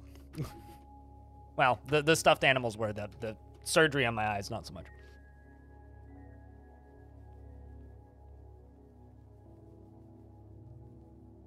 The only good experience you had with Magic was having a friend to agree to buy 3 basic starter packs each, and then you played it for almost an entire year. Yeah, I mean, like, it's just a pity you didn't buy Netrunner, right?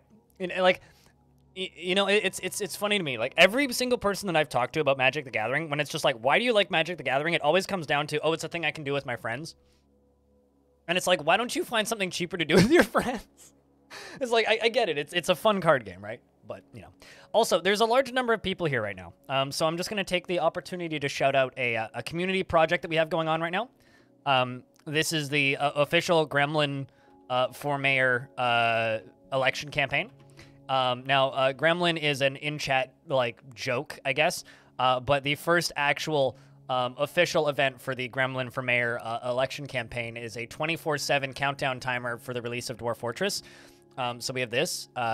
And there's apparently commands in the chat that Aqua's been working on. Anyway, if you would like to help us plot the release of Dwarf Fortress, and also if you want to look at this glorious artwork that was animated by the community, I recommend giving this channel a follow and helping to make Gremlin take over the world. It is the way of things, after all. All your levers shall be pulled.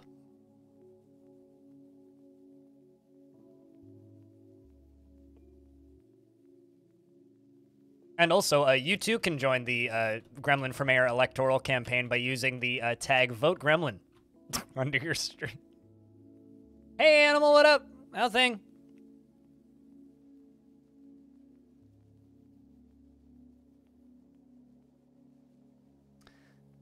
Had we known about Catan and the likes, your family would have had a lot more fun together. Yeah, no, I mean, one of the best Christmases ever, actually, was when my... what's it called? Was the Christmas that my dad purchased Carcassonne and like 5 expansion packs. I don't even know how he found out about it, but like we were given a copy of Ticket to Ride, and then my dad just like went and looked up other board games published by that same company, and he found Carcassonne, and we went and bought like a dozen different packs, expansion packs for it. The Gremlin for Mayor has a good music. The music in Gremlin for Mayor, actually, which is this, is the music that's going to be in the Dwarf Fortress soundtrack. It's actually like a 10-hour version of one of the songs that was shown in the soundtrack announcement that was edited by Diamond in chat. There's also gremlinformayor.com, which is a very important, very official Dwarf Fortress fan site, which also has the countdown timer. And if you scroll down here, there's a link to the actual 10-hour version of the video. So if you just want like the music from the Gremlin for Mayor stream, but you want it 24/7, it's right here. Munchkin's actually getting a digital release like today, isn't it? I'm like 90% certain it is. Hold on, let me double check that. Isn't Munchkin, like, out?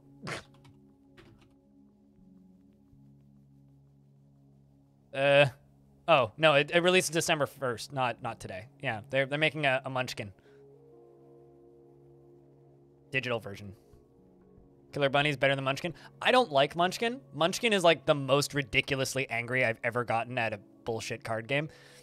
I do not like Munchkin. What the fuck is happening? Why is there like 50,000 rotten fish right there? I'm just gonna dump all of these. For some reason, I guess maybe my food stockpiles are full. They're just like leaving fish here. Well then, okay. I guess we should remove those. Yeah, I guess like then in that case, the group of people I played Munchkin with made Munchkin very much not fun to play. Maybe there's a chemical plant upstream. I think my food stockpiles are full because I've got 51,665 food items in my food stockpiles, so I think that's got something to do with that. Also, Clino, If you're lurking, if you could shoot me a DM when KitFox turns their channel on, that would be fantastic. It takes forever.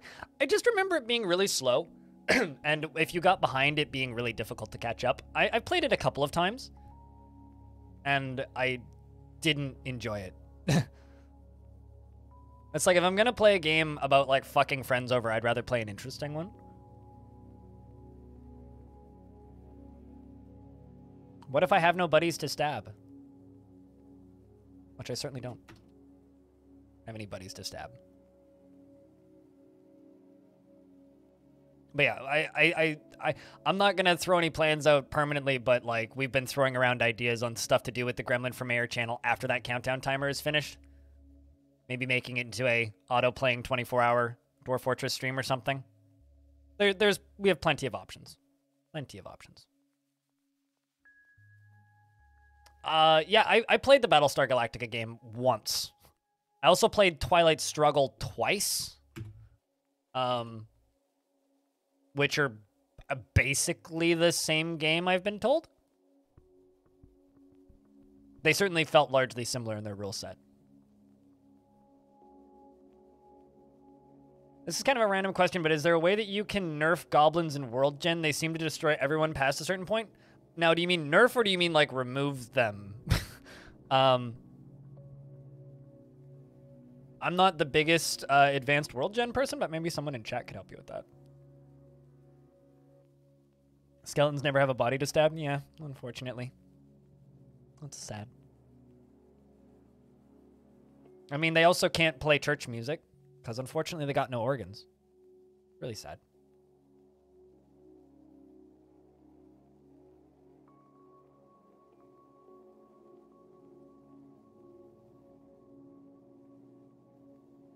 High savagery tends to stunt their growth. Yeah, but with high savagery, you have other problems. Holy typos, Batman. It's fine.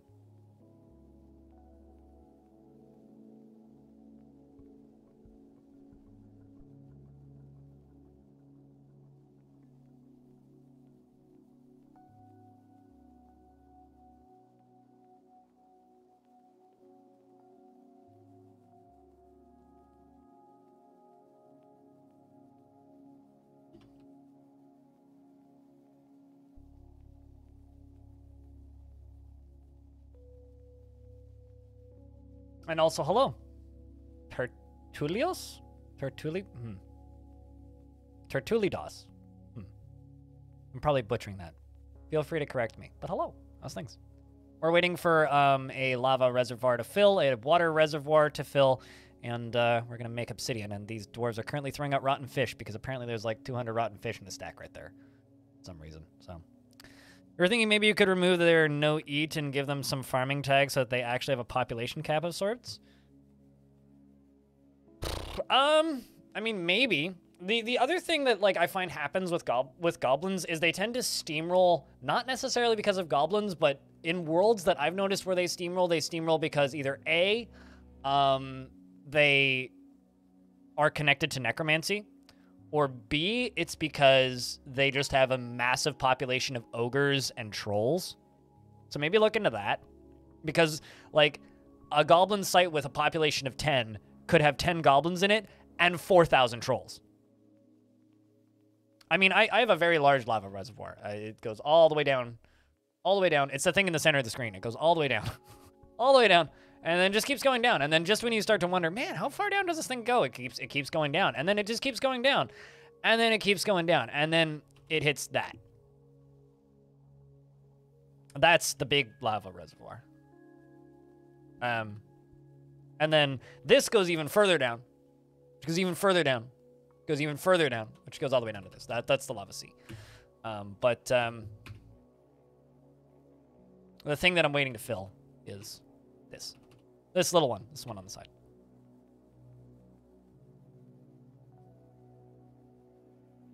Yes, actually, deep.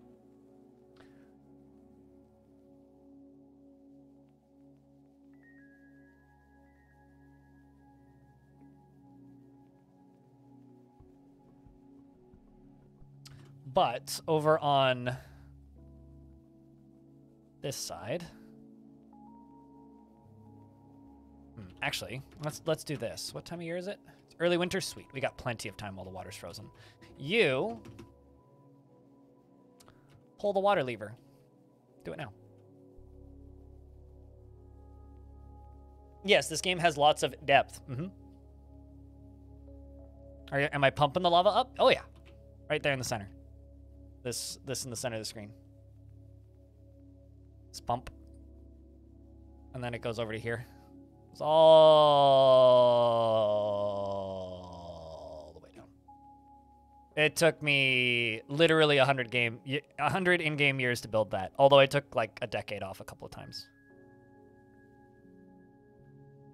Oh yeah, actually that might be an effective method, is just give them an expiry date. Because they're immortal. Just let them live like 200 years or something. So that they die of old age. That would be a way to nerf goblins without having to worry about other systems like farming.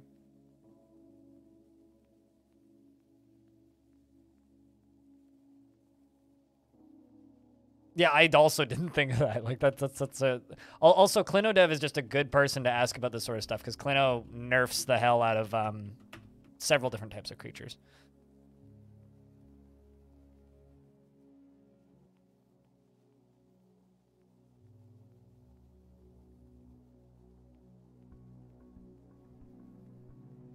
They could be necromancers if they're mortal.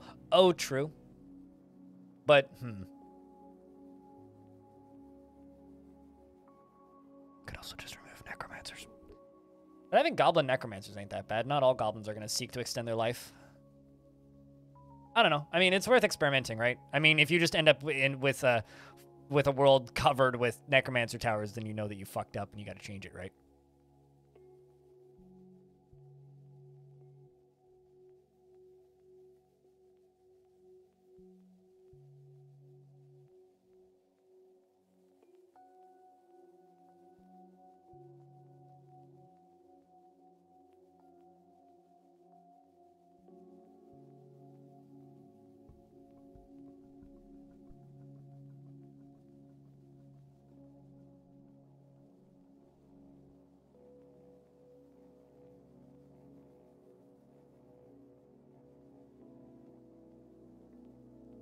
Vampires are just settings in a standard menu. You don't touch a single raw file. Well, sure, but you have to go into Advanced World Gen to do it.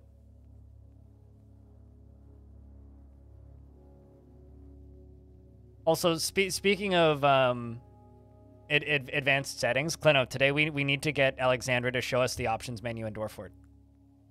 That's what I want to. That's literally the thing that I want to see from the stream today. Everybody's just like, I want to see gameplay, and I'm like, I just want to see the options menu,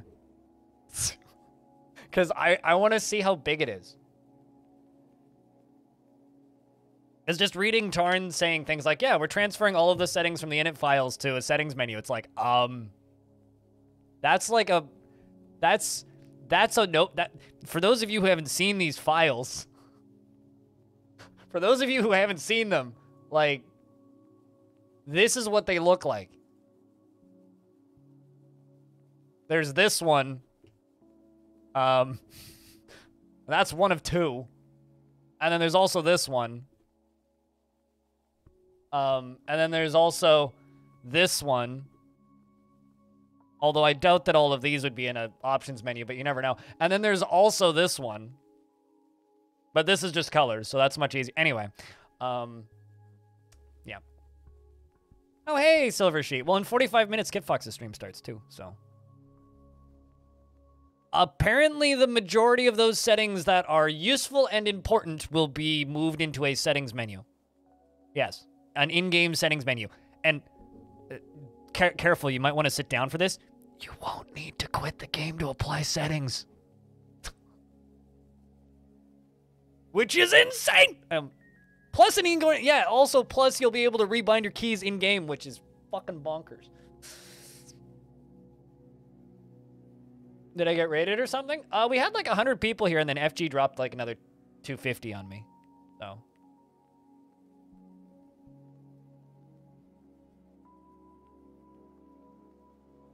Actually, you don't know outside of the fort. Have you seen dwarves die of old age? Oh wait, what? You don't know? Actually, I don't know outside the fort, but I have seen dwarves. I mean, I've seen dwarves die of old age in my forts multiple times. You rarely use them for that reason? Yeah, exactly. Why do you need DF hack? You DF hack dependent weirdo? Play the game without DF hack for a couple weeks. Play vanilla. See if you still need it before you go back to it immediately. Unless you're planning on, like, spawning materials in, just play vanilla for a bit. Without planning and stuff. But marker? Dwarf Fortress has planning. It has stencils. Like, you literally just hit M.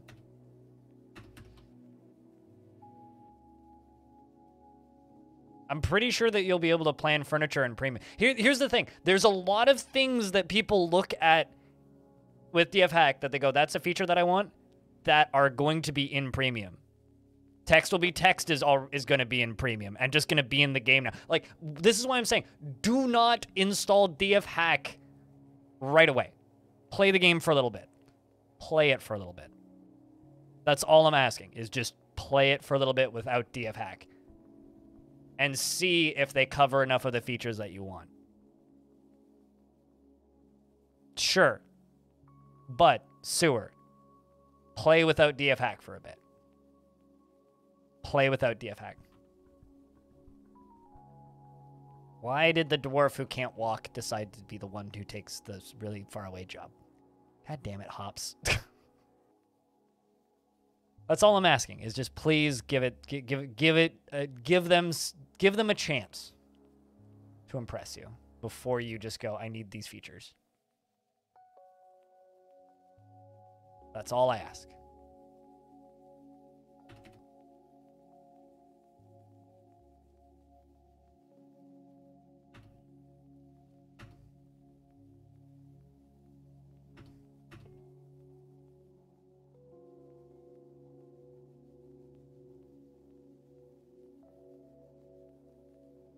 You got to admit that the best game you've played was without DF Hack and not even Therapist. I mean, I don't use either, so I'm biased, but I'm well aware of how much stability of the game changes based on whether or not you're using those. So if you're not using them, the game is significantly more stable versus if you are. And unless you're using stencils and trying to make ASCII art and spawning in materials, or using mods specifically that require it, and even then, the mod structure for the game is changing, meaning hopefully the game will be more moddable, and we don't have details on that yet publicly, so I guess at the end of the day, just wait, because everything is changing. Just wait. Yeah, and that too. At least a couple of weeks. Especially because, like, a lot of stuff's going to be rebuilt. Well, no, here's the thing. It's not being implemented inside the game, but there's a completely new job screen, right? Like, is it being implemented in the game? No. Is there going to be a screen in the game that looks like Dwarf Therapist? No. But the Dwarven descriptions and job and equipping and everything has been completely redone. So hopefully it will be easier to digest for new players, right? That's part one, right? Followed by also everything else in the game has been redone, including the job assigning menu, which is generally, from what I can tell, what people used it for. Let me see if I can find the job assigning menu, because I do have a screen. Well, actually, here, I can just scroll down in Steam and show you the new job menu.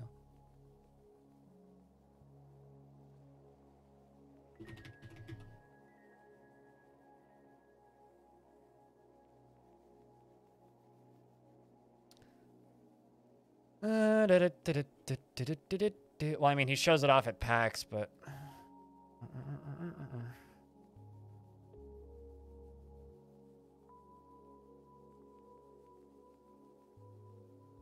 Places and zones.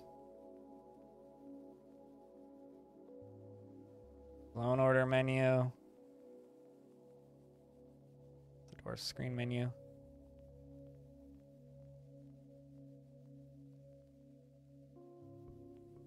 literally just doing this and scrolling down this right now for reference. Elven weapons. It's like, this is what the dwarven thoughts are going to look like, right? And this is hopefully going to remove a lot of people's thoughts and needs for certain things.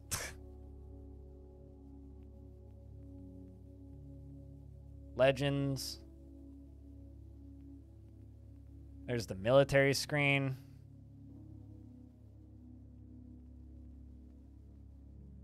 Some of these are like weirdly far back. Anyway, if I run into it, I'll show you, but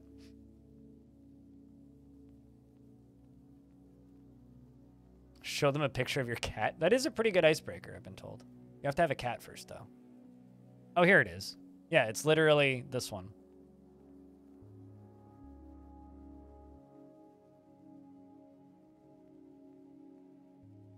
Yeah, so you select a job, and then it pops up a list of all the dwarves that have that job. So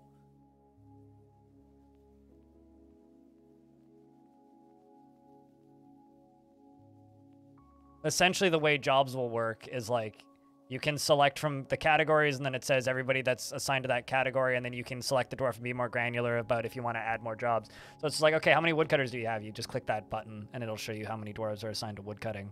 Or how many stonecutters do we have? It shows everybody. How many haulers do we have? It shows everybody. And then you can assign them within this menu, and then you can add, say, everybody who does this, only people who do this, and then nobody who does it. You know, like, why do you need the job assigning anymore? Basically, all I'm asking is give the game a chance in vanilla for a bit. Because what's happened for years is a new version of Dwarf Fortress will come out, and nobody will play it until DF Hack gets updated, and then nobody learns to play the vanilla game. And if you learn to play the vanilla game, you'll learn how to play the game mechanically way more competently than you would otherwise. You want to know how you give nicknames?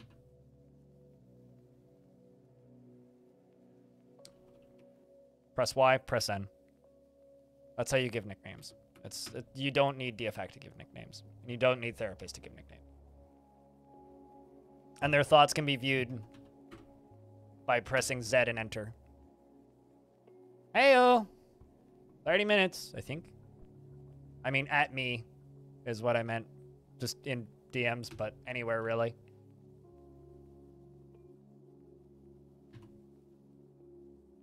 I'm trying to set up an obsidian printer. But I need that lava to fill faster.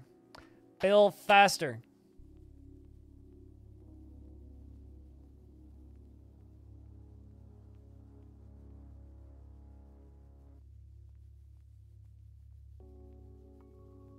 Yeah, me too.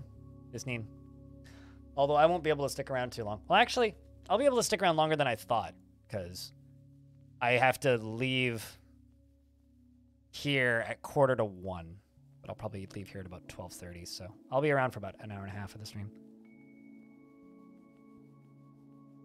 But I need to shower and eat lunch as well, so. Because it's a really good idea to shower before you get on a plane.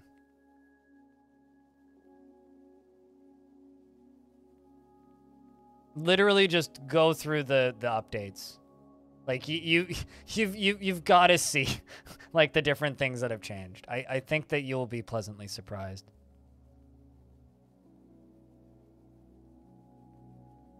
I think that you'll be pleasantly surprised, Birchland.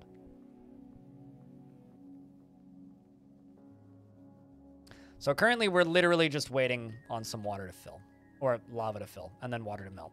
That's what we're waiting on. So water is currently frozen, which is good. So I can close that. Hello, Cost Lord. How are you? G'day. Oh, also, Alexandra, I'm assuming you're still lurking. I don't know if you've noticed, but we have an animated background. We animated the background for Gremlin from Air. Shoutouts to Jer Henning in chat for animating the background. Oh, hello, Deltax. This fort is bananas. It's we've kept it alive for 427 years. Only thing you use in DF hack is getting the perfect embark. You're a bit stingy with your embark spots without DF hack.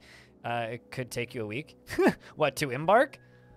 Well, what do you use to find the perfect embark? Out of curiosity. Because things like sand are now going to show up in the embark screen, apparently.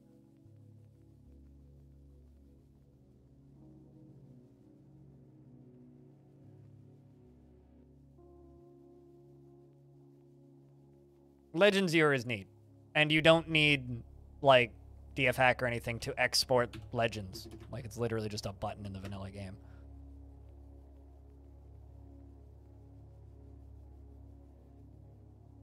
Region manipulator and biome manipulator. Gotcha. For me, I don't like finding the perfect embark because having the perfect embark I think is boring. But I'm weird.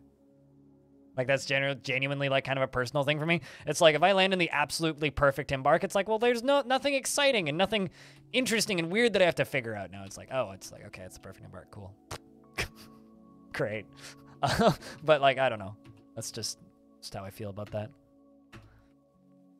Let's see. Can I get that sealed off? I think I can. There we go. Lava's almost full.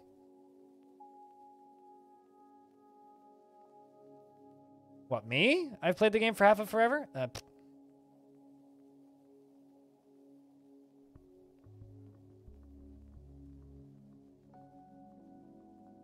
Remember losing is fun? Yeah, well, I mean, this fort hasn't lost yet.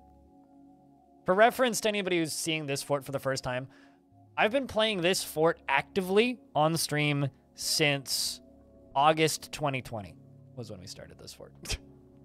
And it's going to keep going in this old-ass version of the game after Premium because we're going to keep this fort alive for 1,000 years if it kills me. It's just going to be less frequent for a while, and I'm probably going to take an extended break from it once Premium launches. Because people aren't going to want to go back to seeing old Dwarf fort for a while, I don't think. There we go. Lava's starting to fill. Come on. I have to get you out of here, Dwarf.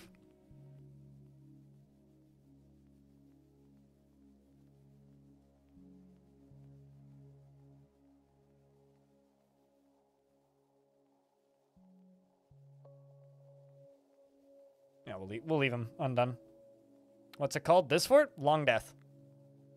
The village of Longdeath. Well, first off, there's no such thing as save scumming, because save scumming implies a negative. So I don't like that word, but have I made backups of this save file? Absolutely. If the fort dies, will I go back to a backup? Absolutely. Have I needed to do that? Once.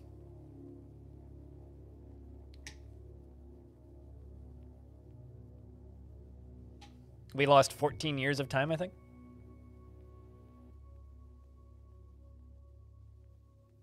So, I mean, I have about 100 backups of this fortress. Thursland. That's how it's possible. I mean, see, here's the thing, right? Dwarf fortresses. So here's the thing with save scumming, right? Save scumming is a problem if we're talking about anything competitive or anything multiplayer or anything where the community has a meta. Dwarf Fortress is a single player sandbox. If you want to play your game by duping metal and summoning gold out of thin air and making the most valuable fortress of all time and disabling stress, have fun. How is that any different from going back to a backup? And making the outcome different. Like, it's literally an RP-focused game about making a story that you think is fun and satisfying. So tell your own story. And if that means you want to, like, reload saves when something dies, fucking reload saves.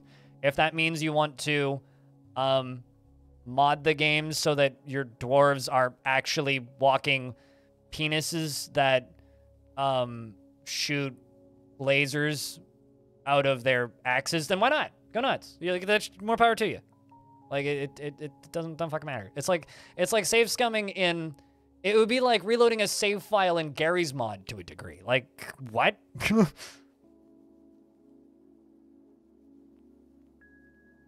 No, I've never done that. Headless. Yeah, unless you go back to an older version of the game. Or unless some happy modder makes things that port stuff over. Giving you ideas? Well, go have fun then. Ideas are good. Ideas are dangerous. Ideas are entertainment.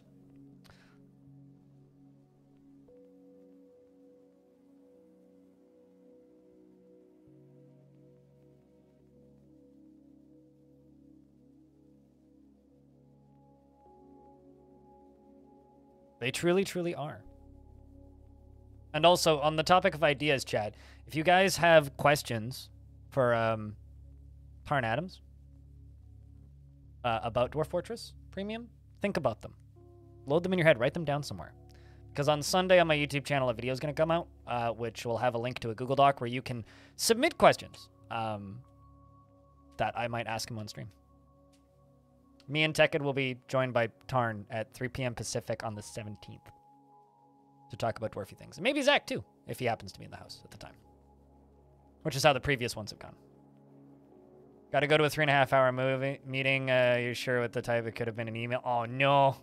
Maybe you can lurk in the in the Kit Fox stream. Or, although, apparently they're going to be backed up on YouTube, so you'll be able to watch it elsewhere if you want to. But I will do my best to have a good vacation, Hex.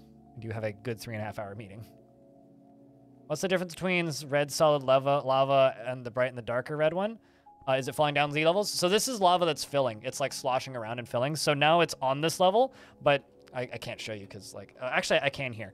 So this in the center of the screen is a glass tube with lava that goes all the way down to the lava sea. Okay, so it's a glass tube with lava that goes down like 150 Z levels. Just don't ask. Anyway, right here, I'm looking into it, right? So it's kind of cutting it in half.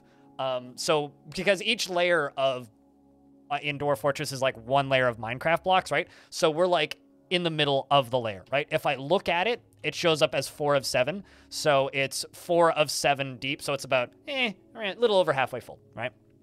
If I go up one layer, now we're above it and we're looking down on it. So it's dimmer because it's off in the distance, right? So when it's flickering like that, it means it's bubbling up to the layer that you're on from the layer below. If I go up one higher, it fades off into the distance and turns into those speckles. If I go up one higher, we don't even know there's lava anymore there. But when Premium comes out, instead of like fading off into the distance by dimming its color and then turning into speckles, it's going to fade off into fog and look a lot nicer.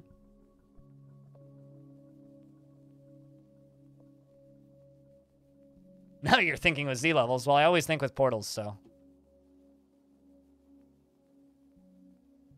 right, let's get this lava flowing.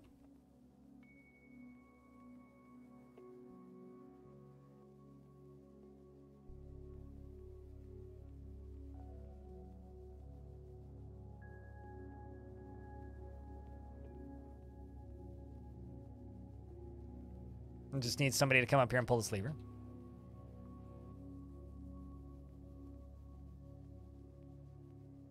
Wherever they're at. Who's coming to pull lever? Nobody? Oh, there you are. Dragon's coming to pull lever. You had your first Dwarf Fortress dream last night? Chat room, have you ever had a dream in ASCII? You ever been chased by a giant ant symbol in your sleep? I have. just speaking with experience here. Yes, good. I'm glad I'm not the only one, Malachite. You was dreaming in ASCII? Well, hell yeah. It's terrifying when the U's show up. Just wait until the Y's show up. All right. Here comes the lava.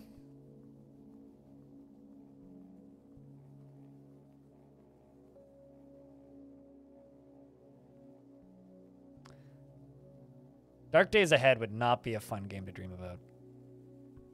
Although that would be no different, really, than dreaming about just, like, 28 days later. Speaking of 28 days later, apparently 28 months later is in development and, like, actually happening, which is weird to me. But it would be NetHack, not DF. Yeah, that's fair. That's fair.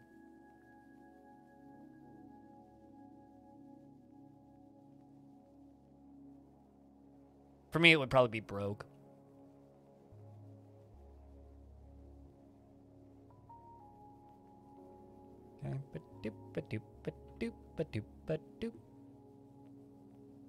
So since I don't have a huge amount of time left, if you want to hear other people talk about Dwarf Fort, there was a 28 weeks later. It was 28 days and 28 weeks were made, but apparently 28 months is in development now. Anyway, I have a podcast, and on the most recent episode that was uploaded last week on Sunday, myself and Tech could talk about Dwarf Fort for a whole bunch. So once the stream is over and once Kit Fox is done, if you want to listen to more stuff about Dwarf Fort, there's a podcast link right there. Just saying. It's hard to promote podcasts, so you gotta be nice. Trying my best. You also dreamed about Super Mario Brothers once before? That was the trip? Oh, I'm sorry. Jeez. I have a question. Was it Super Mario Brothers the video game or Super Mario Brothers, aka the Bob Hoskins movie? You know what's the funniest thing about like the Bob Hoskins movie with Super Mario Brothers is like he didn't know it was a video game until his kids told him, like multiple years later, which is actually incredible. That's like my favorite thing about that movie.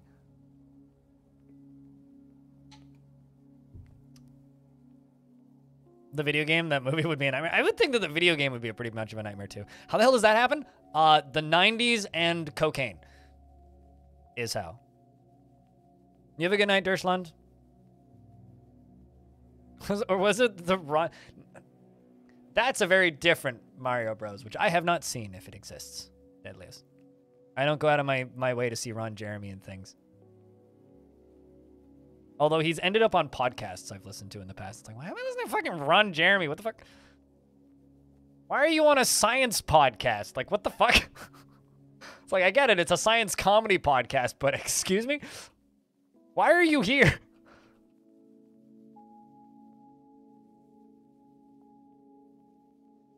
How's the day treating me? 20 minutes? Yes, 20 minutes. I'm trying to make a round of obsidian first, but we'll see.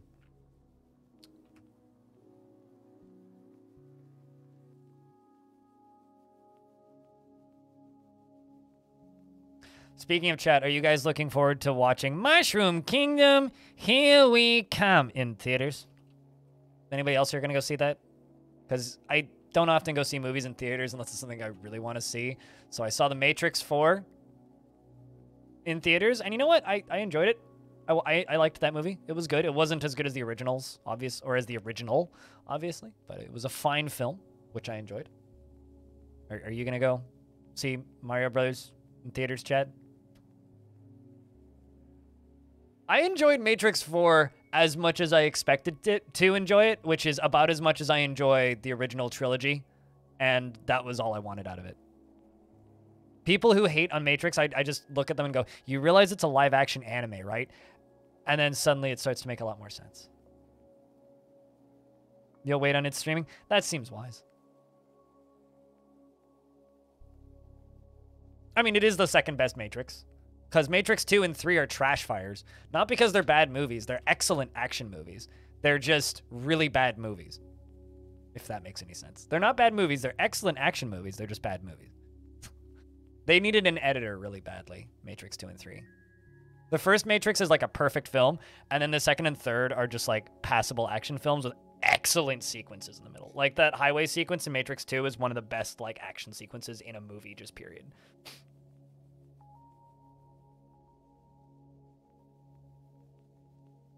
You're not the only person. There's a couple people. Although, Alchemic Raker, I've been told that those streams are going to be mirrored over to YouTube real quick, so you can watch the VOD.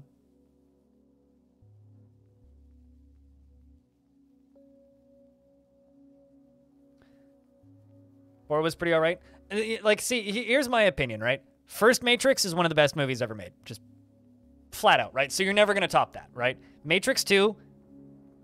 needed an editor really badly, but has some of the best action sequences in the franchise. The first half of Matrix 3 is pretty fucking cool. The whole Zion fight is just nonsense.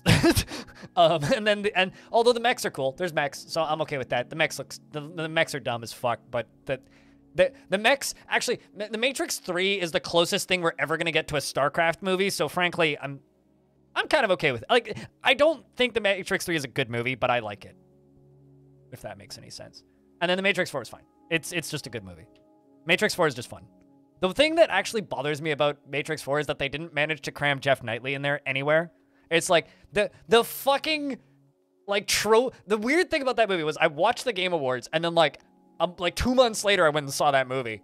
And so, like, the Game Awards was still, like, fresh in my brain. And he just, like, pulls out, like, the Game Awards trophy. He's like, why the fuck isn't that? Why is that there? Why is that? It's not that long. It's like 2.5 hours. The hell, man? Just take some Adderall. You'll be fine. You'll get through it. Dude, I watched all of The Irishman in one sitting. You cannot tell me that The Matrix 4 is a long movie. I mean, it's a long movie, but it's a long movie like every movie's a long movie these days.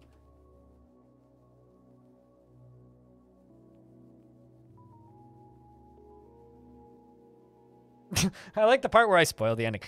Yeah, try not to spoil the ending, chat, for people who haven't seen The Matrix 4.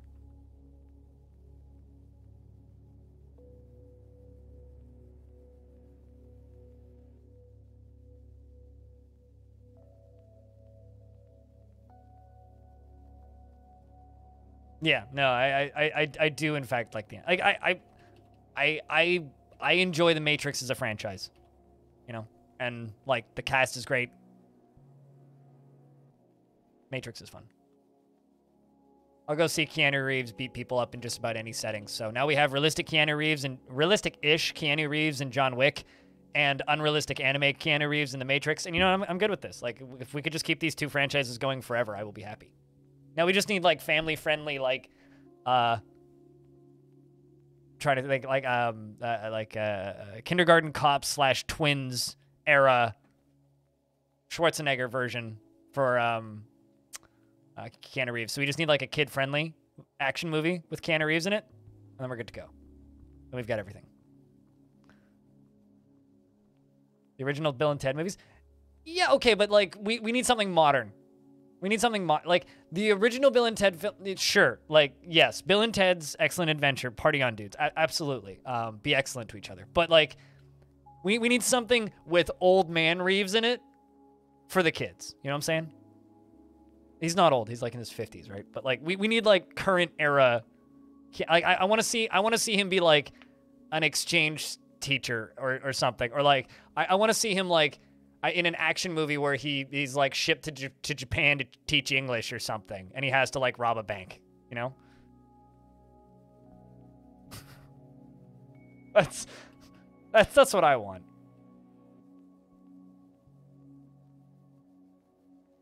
I just want Keanu Reeves as a character actor in a family-friendly movie.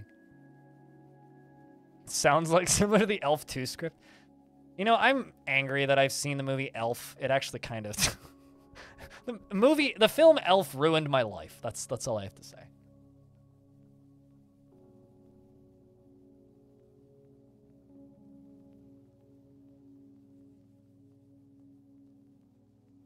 Kicking a baby. Drop kick a baby, John Wick. Let's go. Why are you taking so long to fill? It'll fill. It's just taking a while.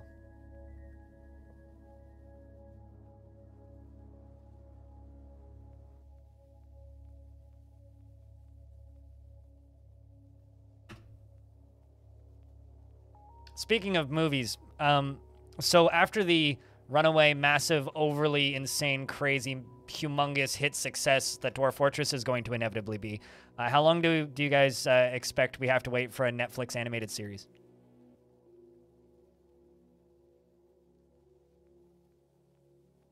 Because I would watch Adventures of Eurist. Honestly, if they actually they wouldn't do this, but if they made a animated series for Dwarf Fortress, there is a way to do it correctly. There is a way to do it correctly. You know Love, Death, and Robots? It has to be an animated anthology like Love, Death, and Robots. Different studio makes each story.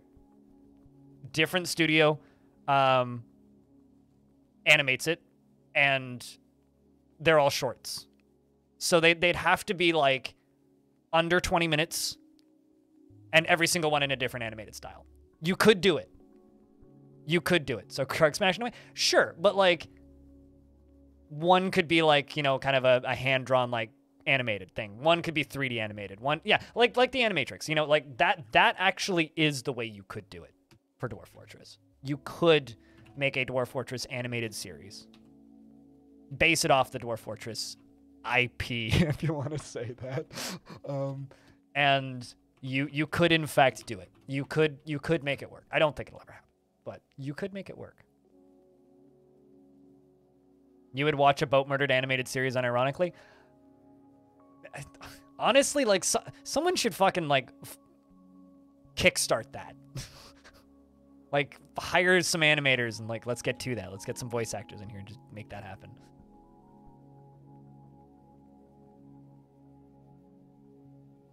Most things in Love, Death, and Robot format would be amazing. Yeah. A Dwarf Fortress anthology. I agree completely. Yeah.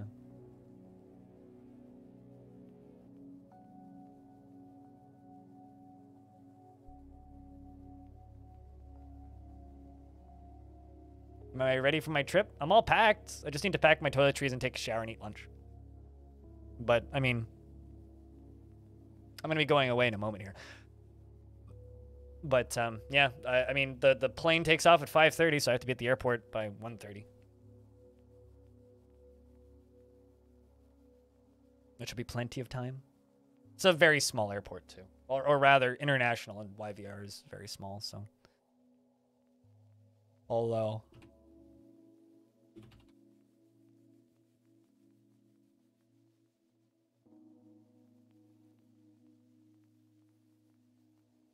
as of 2 hours ago from the official YVR airport Twitter account, not a parody one, 3 hours ahead of an international flight. So, yeah, I will be there 4 hours ahead. I will be good.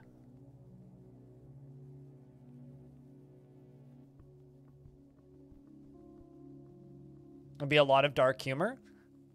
I mean, that's why I say, like, Love, Death, and Robots, right? Like, not necessarily just dark humor, but also not for kids. Also, the water's flowing. Sweet, so I can release the water. I just need this to finish spreading.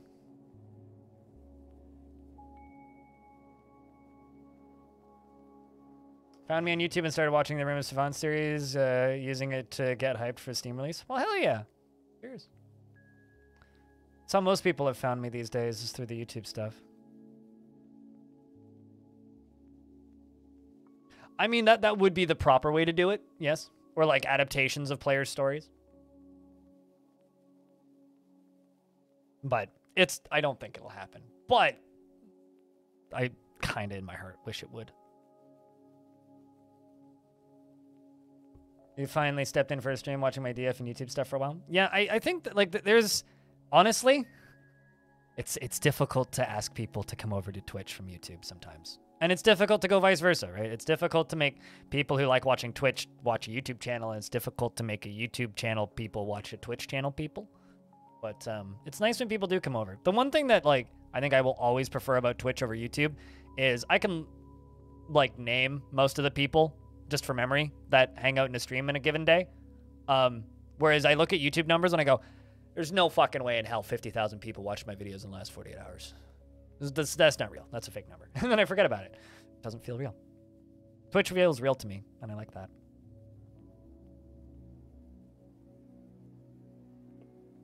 Well, I'll say this. It wasn't that much shorter. And in fact, I think it's actually shorter now because I trimmed my ends recently.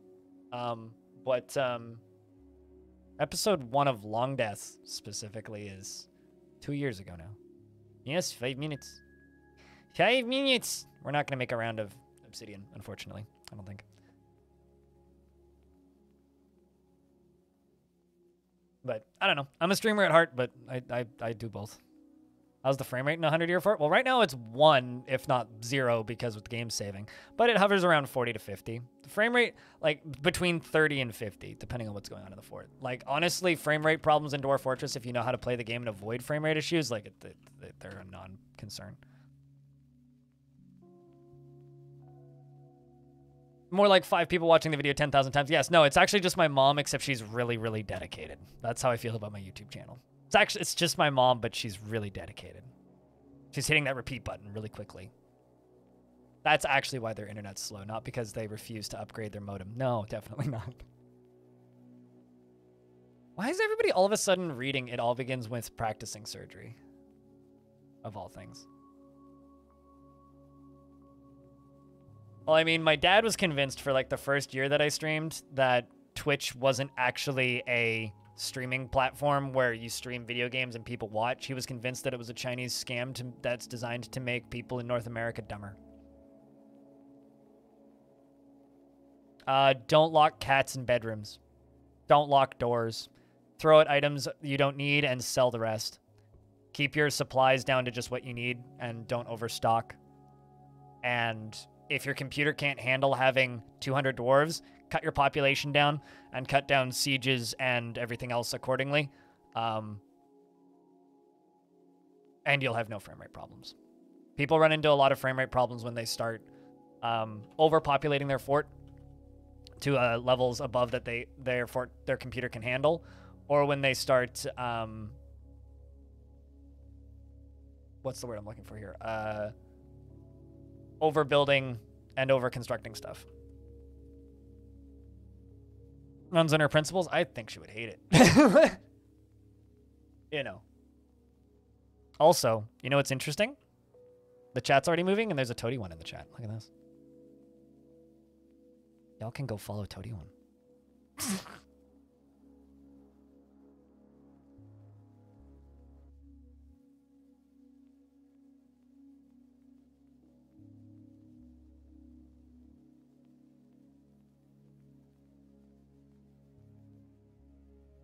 So, I think we got like a couple more minutes until we raid them. So, hang out. I've got the stream up though, so I'll see it when it goes up. But what I got to say is I think it's time for me to save and kind of do the thingamadoo. So, for me, I'm going to Las Vegas. Just gonna fuck off for vacation now. Keep an eye on my YouTube channel because on Sunday, announcement for Bay 12 Talk goes up where you can submit questions. I will be back on Tuesday. Fortunately, I'm not the one driving, so I don't have to worry about flying safe. The pilot